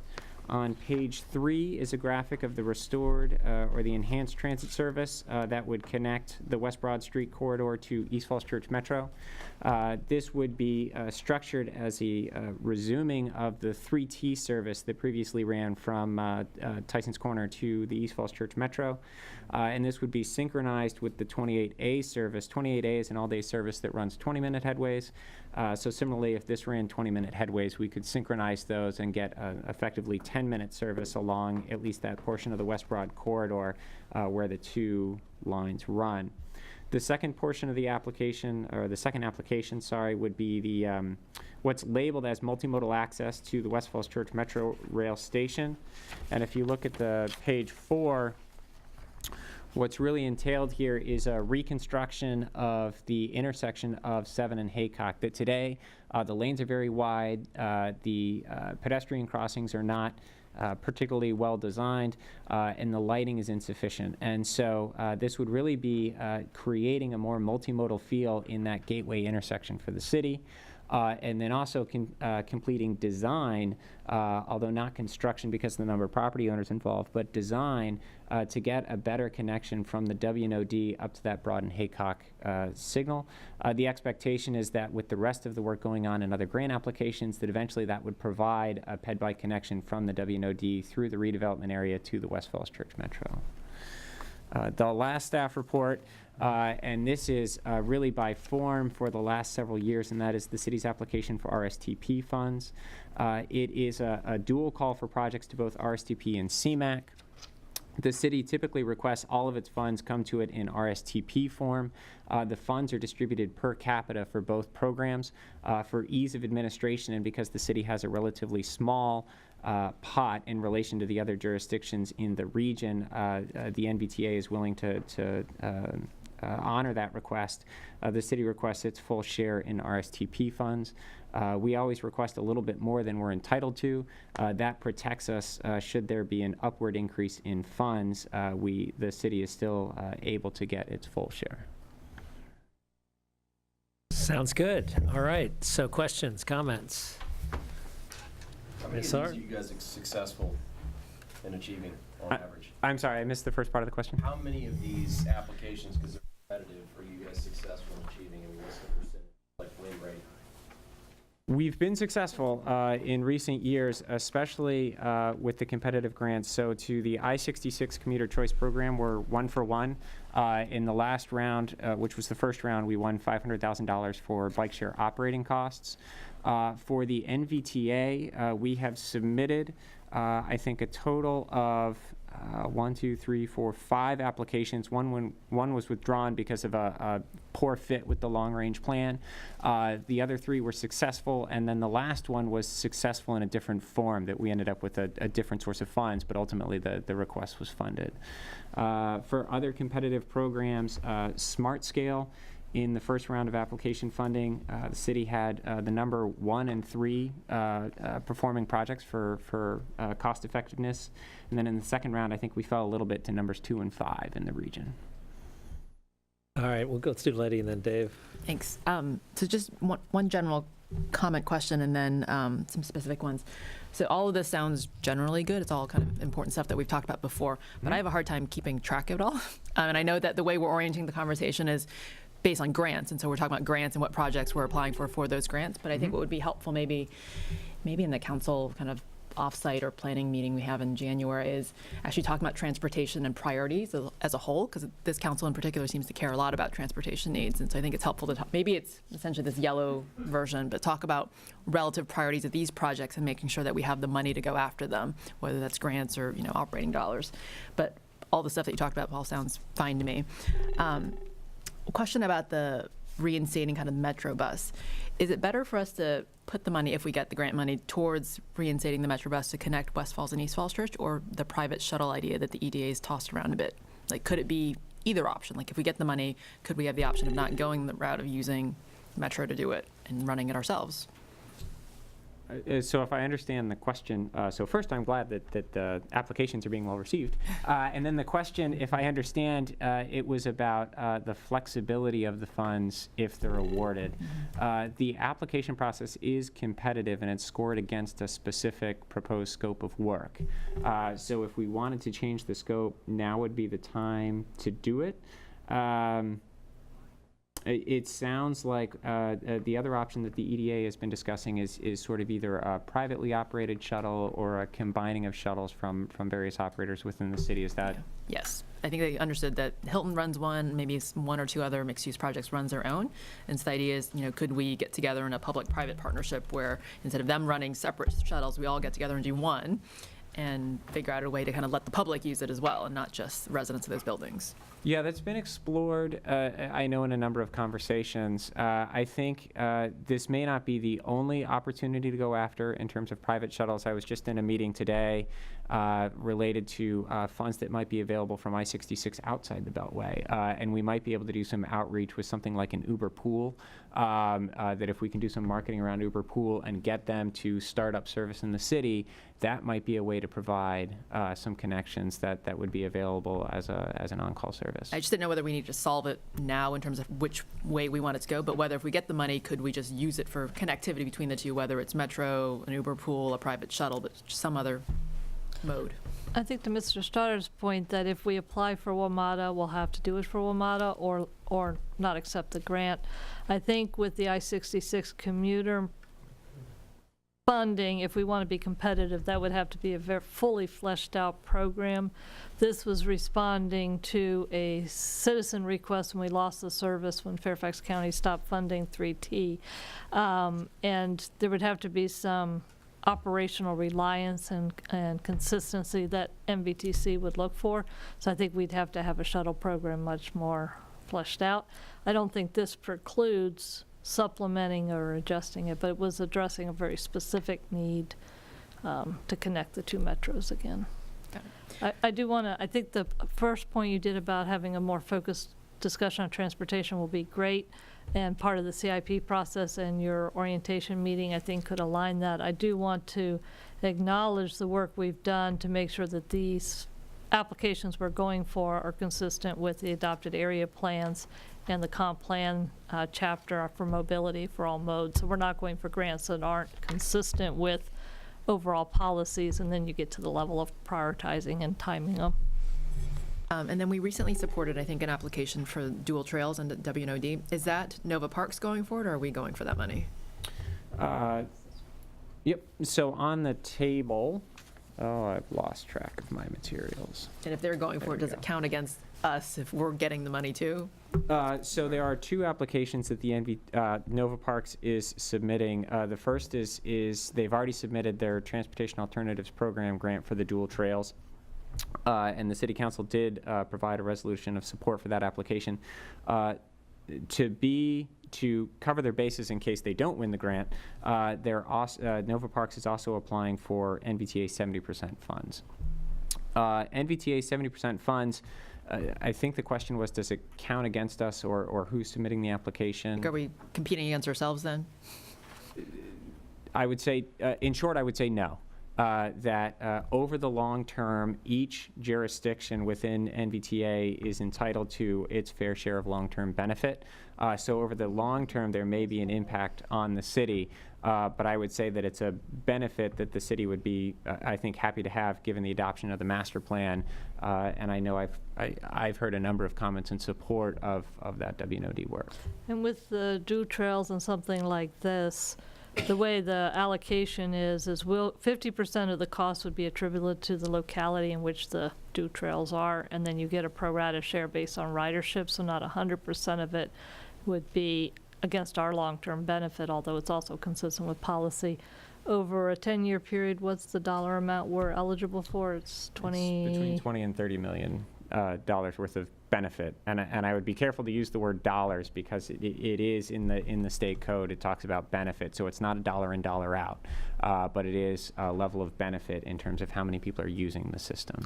And so we are nowhere near close. Our maximum 10-year benefit that the city of Falls Church is eligible for, and because this is regional money, it's harder for some of our projects to fit into it, and we're not as big in terms of So if cost Nova to Parks deliver. So I don't think we're against ourselves in the near term Nova at Parks all. wins using the TAP money, then it doesn't count against our 70%. But if they don't get that and then get the 70%, then that 70% does count against our share of what the 70% would be. Yes. Got it. Yeah, 50% through the formula. Last question. I know we talked about also bundling NTC requests and kind of getting transportation dollars to kind of go after those. Did we already do that, or is that part of this round? Yes, that was one, I think last year, there was a successful grant application for $600 for neighborhood traffic calming funds. 600,000. $600,000, yep. You got the Kieran Bauer problem. I'm sorry. $600,000 for neighborhood traffic calming funds, and those funds are federalized, which takes longer to spend. The expectation going forward for NTC, neighborhood traffic calming, that staff has been developing is that there would be every 3 years an application for $600,000. That level of funding over 3 years is consistent with the CACT's request, the Citizens Advisory Committee on Transportation, their request for $200,000 annually. The idea for taking it and the funding in lumps is that it's more efficient to spend federal dollars that way. So we don't need any more this round because we already got it with the federal. Correct. Thank you. That's it. Can I just ask a general question? With the change in the House of Delegates, do we expect multimodal transportation to Yeah, I think so. Considering what it would have been without that changeover. It's only comparative. Yes. Compared to the alternative. I mean, it's Yeah. still, it's still close to a tie, so you got to shift over to the majority. I'm hopeful, but not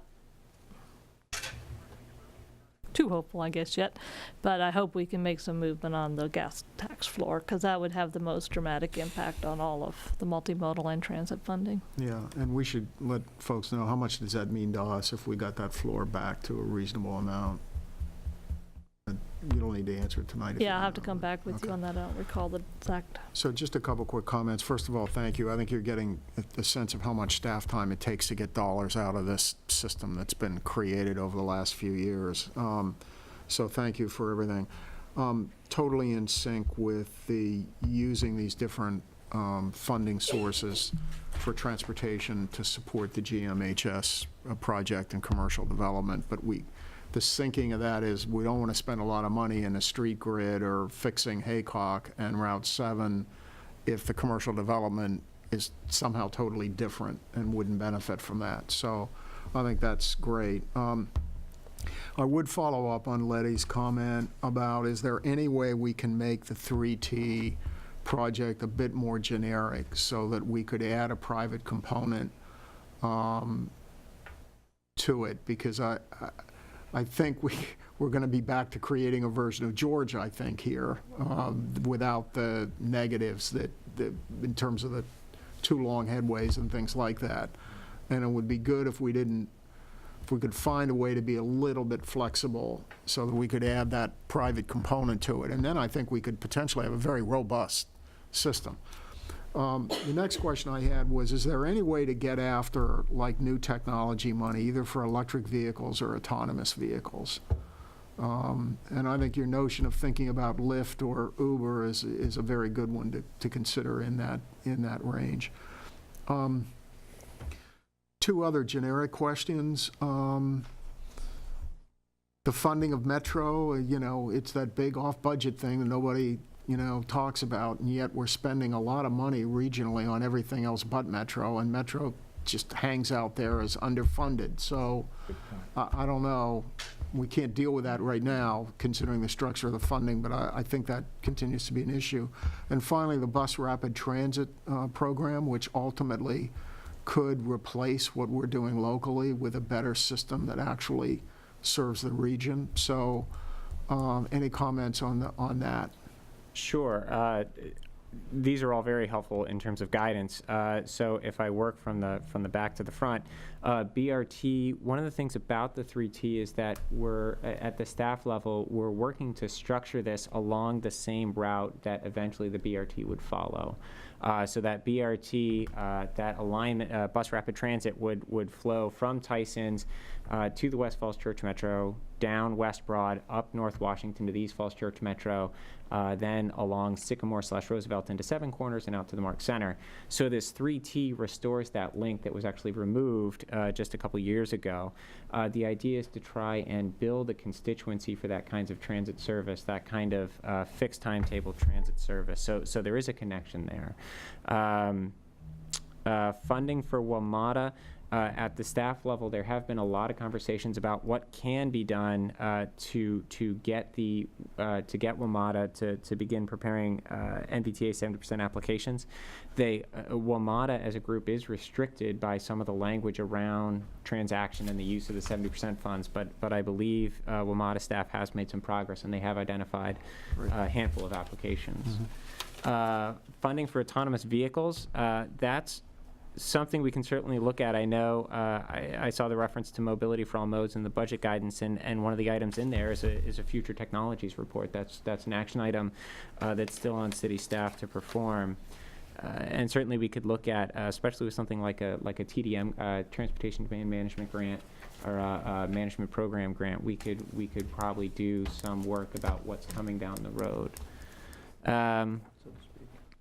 Syncing with redevelopment and the funds there. One of the strategies that city staff has been developing for all these grant applications is to focus on work at the perimeter of the site. So the Broad and Haycock intersection is always going to be at that location, or in any foreseeable future, it's going to be at that location. So rebuilding it into a walkable, multimodal element of the transportation grid is I think, going to be fruitful. Similarly, the work proposed under the NVTA 70% application along Broad and Haycock focuses on the perimeter of the site. That leaves flexibility on what happens in the interior. And that idea of bringing the funds on in fiscal year 21 was done to align with the development plan. But just if the proposal came where you had a linkage to the Federal Realty site, you might want to have spent that money at that intersection differently. So sure. It's going to be really tough. You're going to have to be really at the at the cutting edge of what the commercial development is going to look like. Otherwise, we could spend money on an intersection and wish we had it to spend further up the road. So just, thought there. And then finally, I think Letty's comment, which is really good, can we make this application for the 3T generic enough to be able to link it with other private sector needs? I think that's right on point. Yeah, we can take that back to the shop over the next couple days and take a look at it. Any other comments for us? Yeah. Do you guys do any coordination with Fairfax County for similar grants? I mean, just looking at the campus revitalization, like you go on the turn of the page. Is there any collaboration to improve the chances that we get that money? Because some of this seems like it would benefit the county, even though it's tucked up right against our site. Yeah. Improve your chances of getting the $10 to $15 million? So we do meet with them. I think we have regular channels of communication. We met with them. We met with them at the staff level several months ago in a stakeholder group to talk about redevelopment and what it might look like. There's also a meeting scheduled at the staff level actually for this Wednesday to talk about work here at the campus site as well as on the other end of the city around Seven Corners. So that is an opportunity to talk about sort of joint applications and supports. I would imagine that would help our chances. Yes, they control, Fairfax County controls very important votes on both the NVTC and the NVTA. You don't say. Yeah, and these are 70% funds are regional, so they have to be a regional project, so there has to be a benefit, obviously, to our neighbors. And they have to be in the long-range plan, so it requires a lot of strong voices from the little city. It's a lot of work. Sorry, one more thing I thought of. That's okay. Sorry, I know it's late. I heard that Tesla is interested in building more supercharging stations around. And I know that people actually seek them out because you can essentially charge your car like 4 times as fast as you would with a normal charging station. And so they could go in, have a bite to eat, go see a movie, and then come back out and their car's charged. So they become destinations for people. I heard they were either offering them for free or doing some sort of grants with municipalities. Offering many of them free, and Kate Walker and Tim Stevens were meeting with Tesla this week to see about an opportunity for us. And I just passed on contact to her from Roanoke County that just got 6 Tesla charging stations for their new Explore Park, and they're trying to make it a destination. They have bike share there down to downtown Roanoke and out to Park. So hopefully some good news depending on the meeting. It's not too late. Oh, and one other thing on bike share, do we have the ability, because there are now options to the fixed station bike share, you already see them around Washington, do we have the ability to either mix ours or to go with the purely smartphone systems? You know what I'm talking about? Yes, They're already around DC. Dockless bike share stations. So those are being piloted in the District of Columbia as well as other cities in the U.S., and they've been operating for some time in other countries. I think the way that the language of the grant, I could look at what the grant either limits it to or allows it. We could probably work around that if we wanted to run with a new system.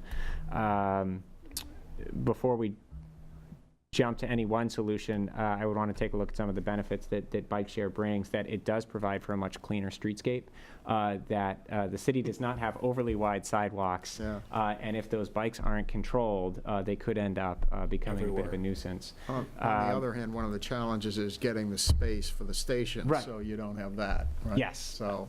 And we've also been looking at it as, in some cases, the per ride cost I've seen can be lower for the new systems.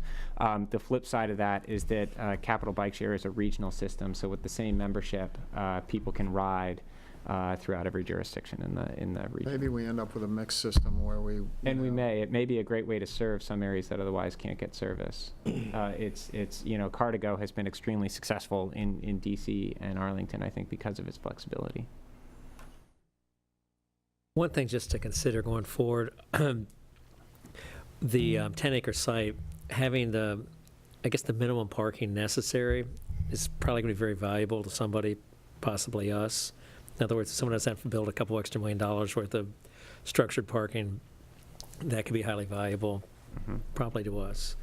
So if you can kind of put that on your radar, if there's any kind of grants we could do about trying to optimize the parking, it's sort of a perfect experiment in some ways of what you can get by with, because if somebody does $5 million less in parking, that's maybe $5 million more that we can get for the property and use for something else. I think that's a good argument, and I think that's an argument that has to percolate, I would say, up above the staff level a little bit, that at the staff level we've been talking about there seems to be support for funding park and ride lots when they're related to the origin of the trip, but there doesn't seem to be a similar level of support in regional plans for funding parking garages when they're at the end of the trip, so that you can have a park once and walk experience, that somehow everyone takes for granted that park and ride at the beginning reduces congestion, but even though there are studies that show traffic on city streets, 25 or 50% of it even can be people just roaming around looking for parking.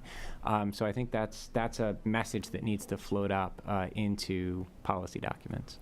So I guess I agree with you, but that really wasn't what I was getting at. Maybe if there are grants out there like ULI or some other kind of COG or something, grants to help us as a consultant try to figure out the optimal parking for a 10-acre site. Oh, sure. I think that's going to be really important, because that you spend $100,000, maybe you save $5 million in parking, which is really a great return on investment. So just like we've got some grant money for that'd be a great one. So you're talking less about money for construction of garages and more about some outside expertise or an outside look on what do we need in terms of parking supply? Well, yeah, what's the minimum, like how can we get by to mitigate or minimize the amount of parking we require someone to have, and therefore hopefully maximize the amount they'll pay for the land? Absolutely. Have a concurrent.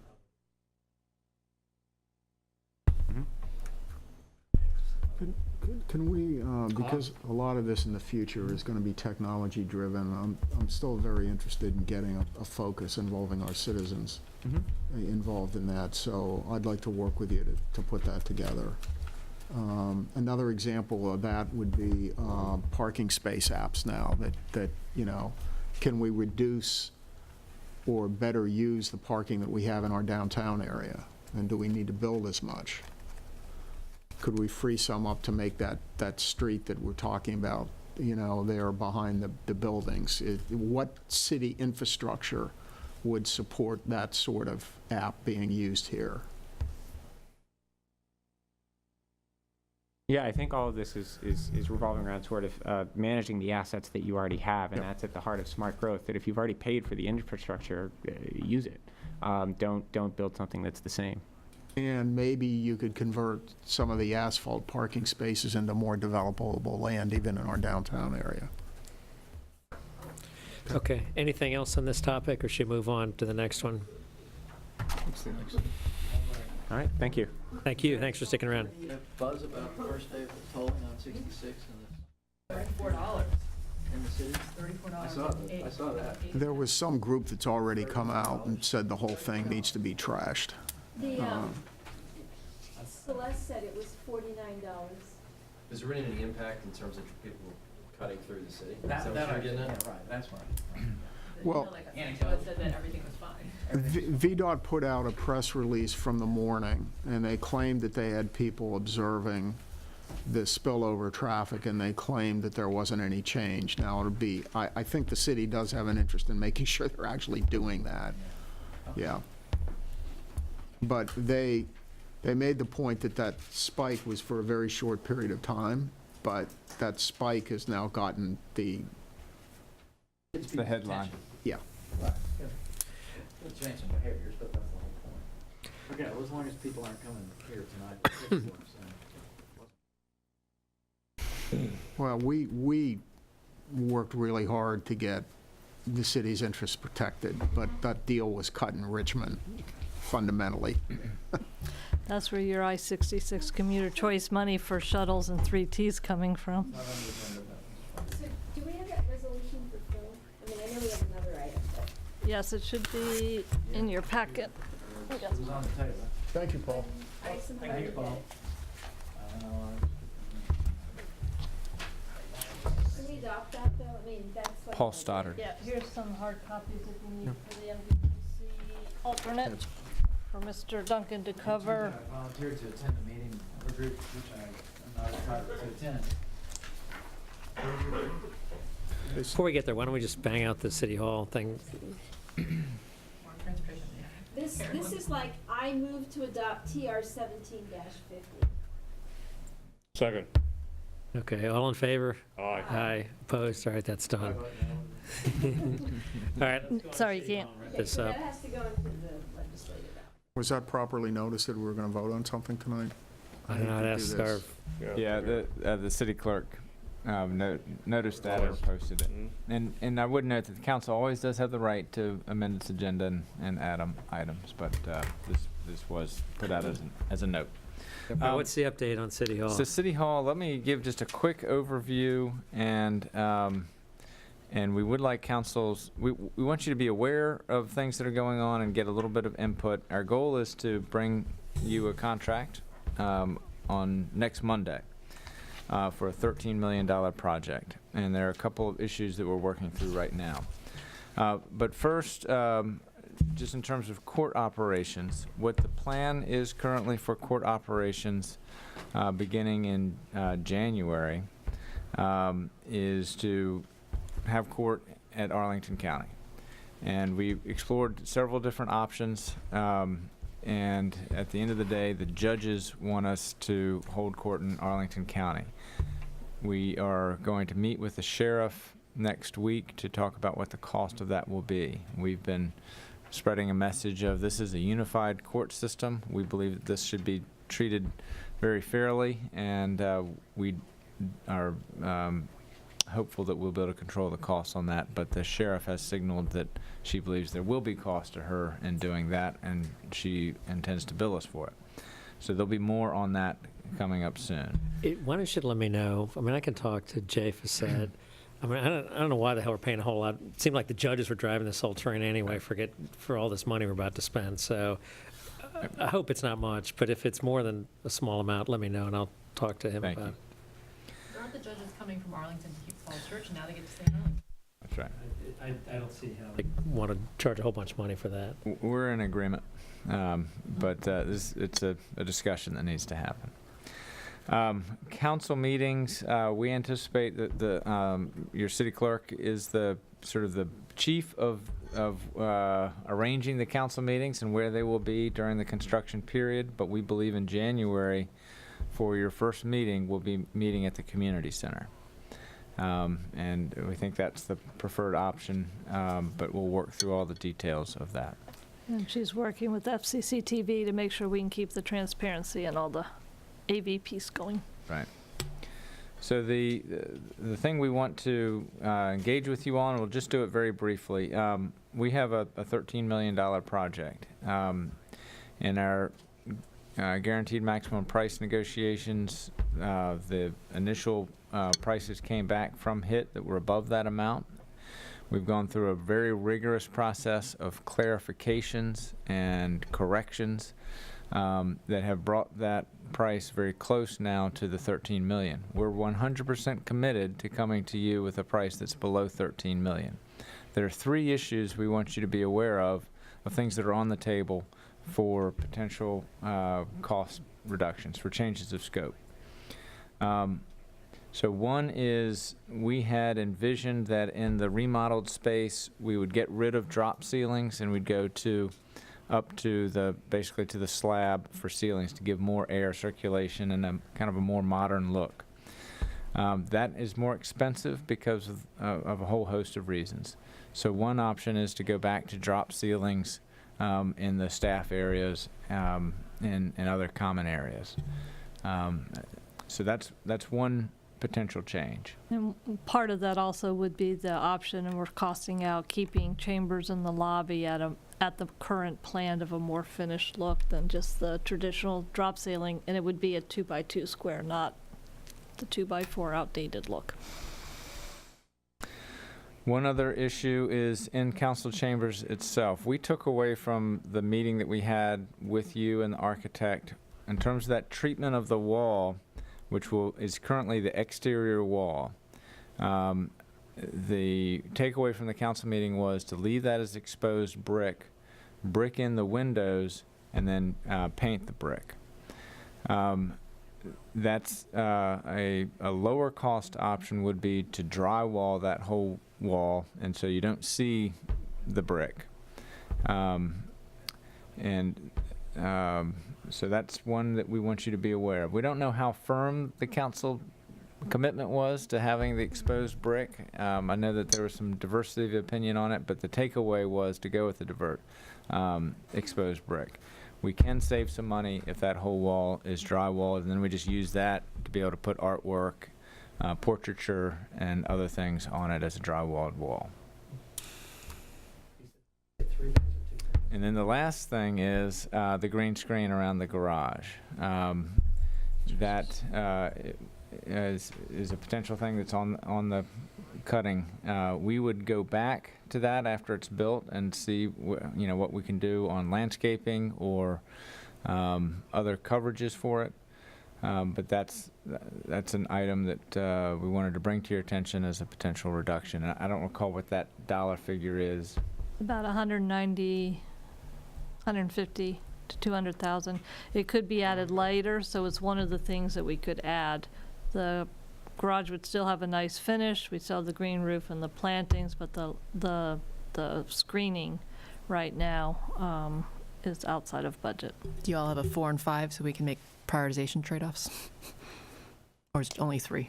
Those are the three that we wanted to bring to your attention. There have been a whole lot of kind of smaller detailed things, and a lot of the way we've been getting the price down is through just clarifications of scope and sort of the normal thing that you do. But those are three things that have an aesthetic impact that We've done a lot of lighting and controlling and changing zones and a lot of the mechanical defining that still gets us to lead.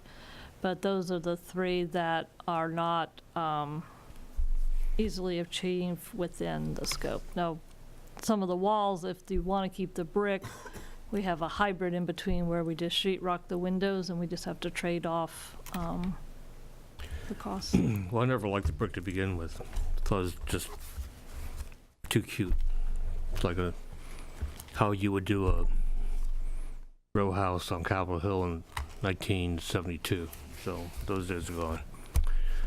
All in favor of drywall. I don't know exactly what you mean by drop ceiling. I assume that's it would be just really expensive to make the piping and other kinds of things up there look pretty. So I kind of get that. So it comes down to the green screen, which I kind of expected somewhere here you guys are going to wash it off and not do that, and I would be opposed to that. Are we over? To have you say we can do it later is the same as saying we're never going to do it. So it's a non-starter for me. We're about 200,000 over. Why don't you just get rid of the garage? I don't like the garage, I got to tell you. I first off, almost everything you've just said, the things you've mentioned, I don't care about the brick that much. I think the garage does not look great. I'm not a big fan of the garage. The only thing that halfway saves it is the green, wall or whatever you want to call it, the living wall. I would definitely go for that. I personally think the drop ceiling, getting rid of that and having the hip kind of unfinished look is quite nice, and I think employees would like that. It adds the ceiling height, I imagine, by, I would think, a couple feet, but I don't know. How much is that capitalized, in terms of debt over 20 years? Like, what are we talking about? 200 grand is what over 20 years? 22,000 a year more in debt service per year. In other words, if you spent 13.2, how much more does that cost you every year? Well, we haven't been thinking about it that way. We've been thinking about it almost as a moral obligation to come in and not ask the council for any additional money for this project. Appreciate that. Would be a little bit more. Well, you wouldn't be any different than the school system that, comes in and asks us for more money after we already have spent money paying off the bonds, so. I hope this isn't, is this being recorded? We've just undercut our negotiations. The $200,000 amortized over 20 years is about $15,000 a year, $15,000 to $18,000 a year. So let me add my 2 cents. Cindy and I had quite an exchange of emails on different options, and I hope that council has gotten those. Have you provided them to council? I think everyone needs to study up and look at it. I gotta say, I'm not a fan of the way this project has evolved. I think we've ended up with a lot of interior work because we haven't done the glassed-in part in the front. Means we've got to replace the city council chambers. And now I see what little aesthetic additions are now gone, but we'll still have the parking garage and exactly the square footage. So I see certain constituencies winning, and I see others losing. So I'm probably not going to vote for this project, but people can vote for it. I don't want to slow it down because we've got a security issue, but I think we're spending a lot of money, and I think we're going to have, it's triggering the creation of a whole new city council chamber that I think is unnecessary. And we're going to add a parking garage, which I have issues with. So I wanted to engage in the exchange so that you all had it, and you may come out very differently. I wouldn't doubt it, but I continue to have real issues with the way this project has evolved. And now we hear tonight that I think, as Dan said, I think the one thing that made that garage livable, because it's going to be an absolute sore thumb, taking up prime area of community activity, was that green screening. So. What you got, Phil? I feel like I got the same speech I gave earlier, to the school people. I mean, I hear your pain, I feel your pain. I want to tear the whole building down. I think most of these problems flow from the fact that it's just not smart to redo an old building. But we didn't do that. We didn't have the votes for that. We didn't have the guts for it. Call it whatever you will. Here we are. We got to get this thing started and get it finished, I think. I'd support doing the 13-2 and, providing some aesthetic salve to the wound. The ceilings sound like something that might be appealing to the staff and make for a healthier environment or whatever. I mean, I hope that we're able to move forward on this before the end of the year. I mean, we've talked about it since well before I got on, and that's been 5.5 years ago, and Mr. Snyder probably can go back 10 years. We need to check this off the list and get on with it, I think. So I'd be in favor of doing all three of those things, even if it's 13-2. Can I have just a request? All the information.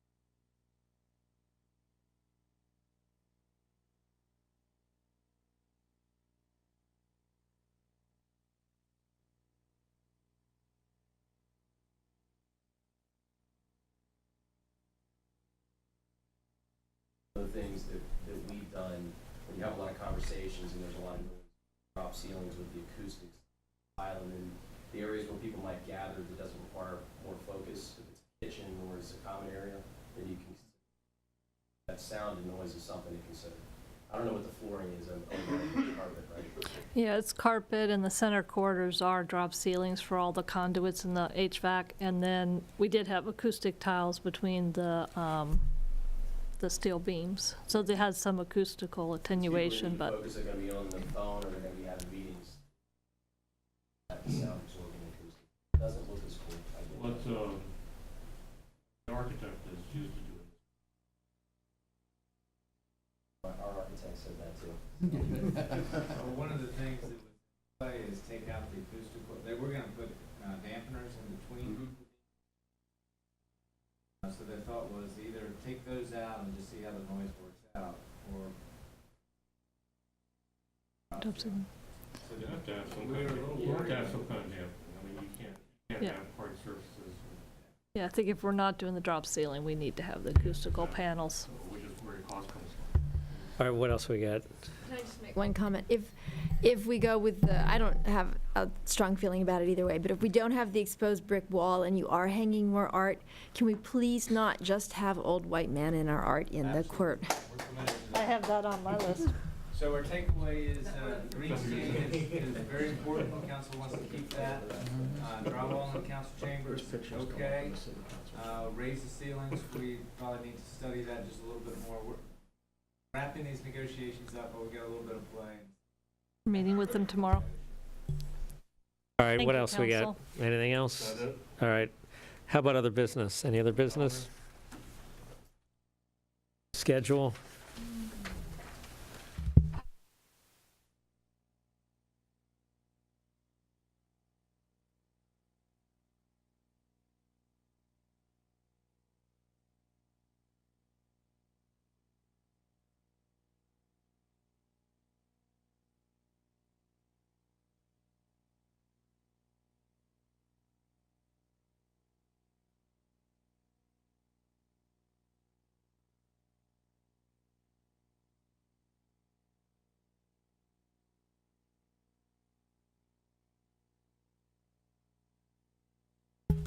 Well, I'm not going to be ready.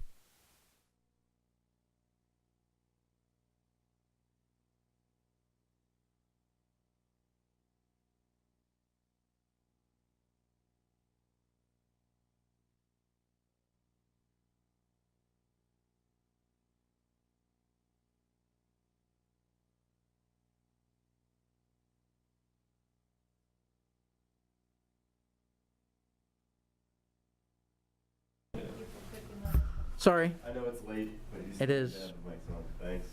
My suggestion for briefing, if that's a word, next Monday's meeting is to give ourselves some more time to consider the fiscal policies.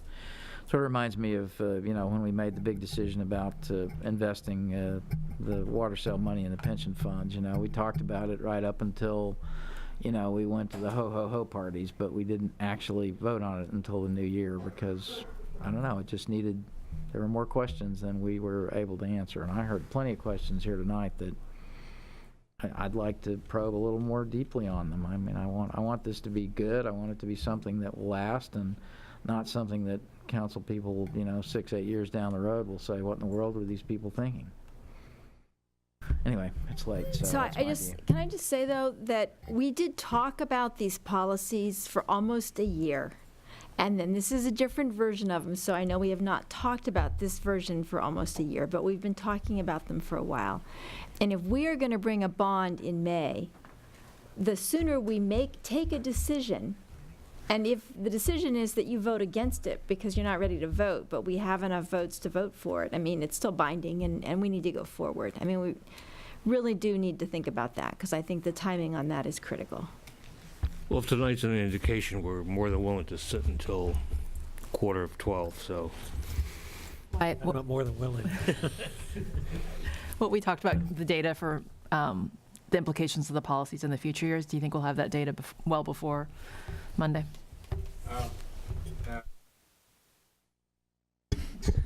Kieran is out tomorrow, so it would be Wednesday when we would get it to you.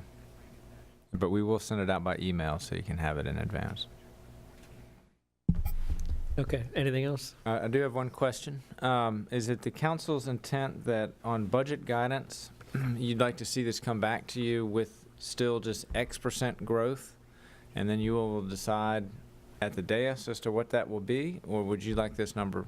I don't mean to revisit the whole issue. I don't want to start that right now. But that was my takeaway from the discussion, that we're not filling in a number here and it'll come to you as an X. It's fine. Look, we can figure out a number. I think we can. Well, maybe we can't. But I don't know if you need to do that for us. Okay, right. We done?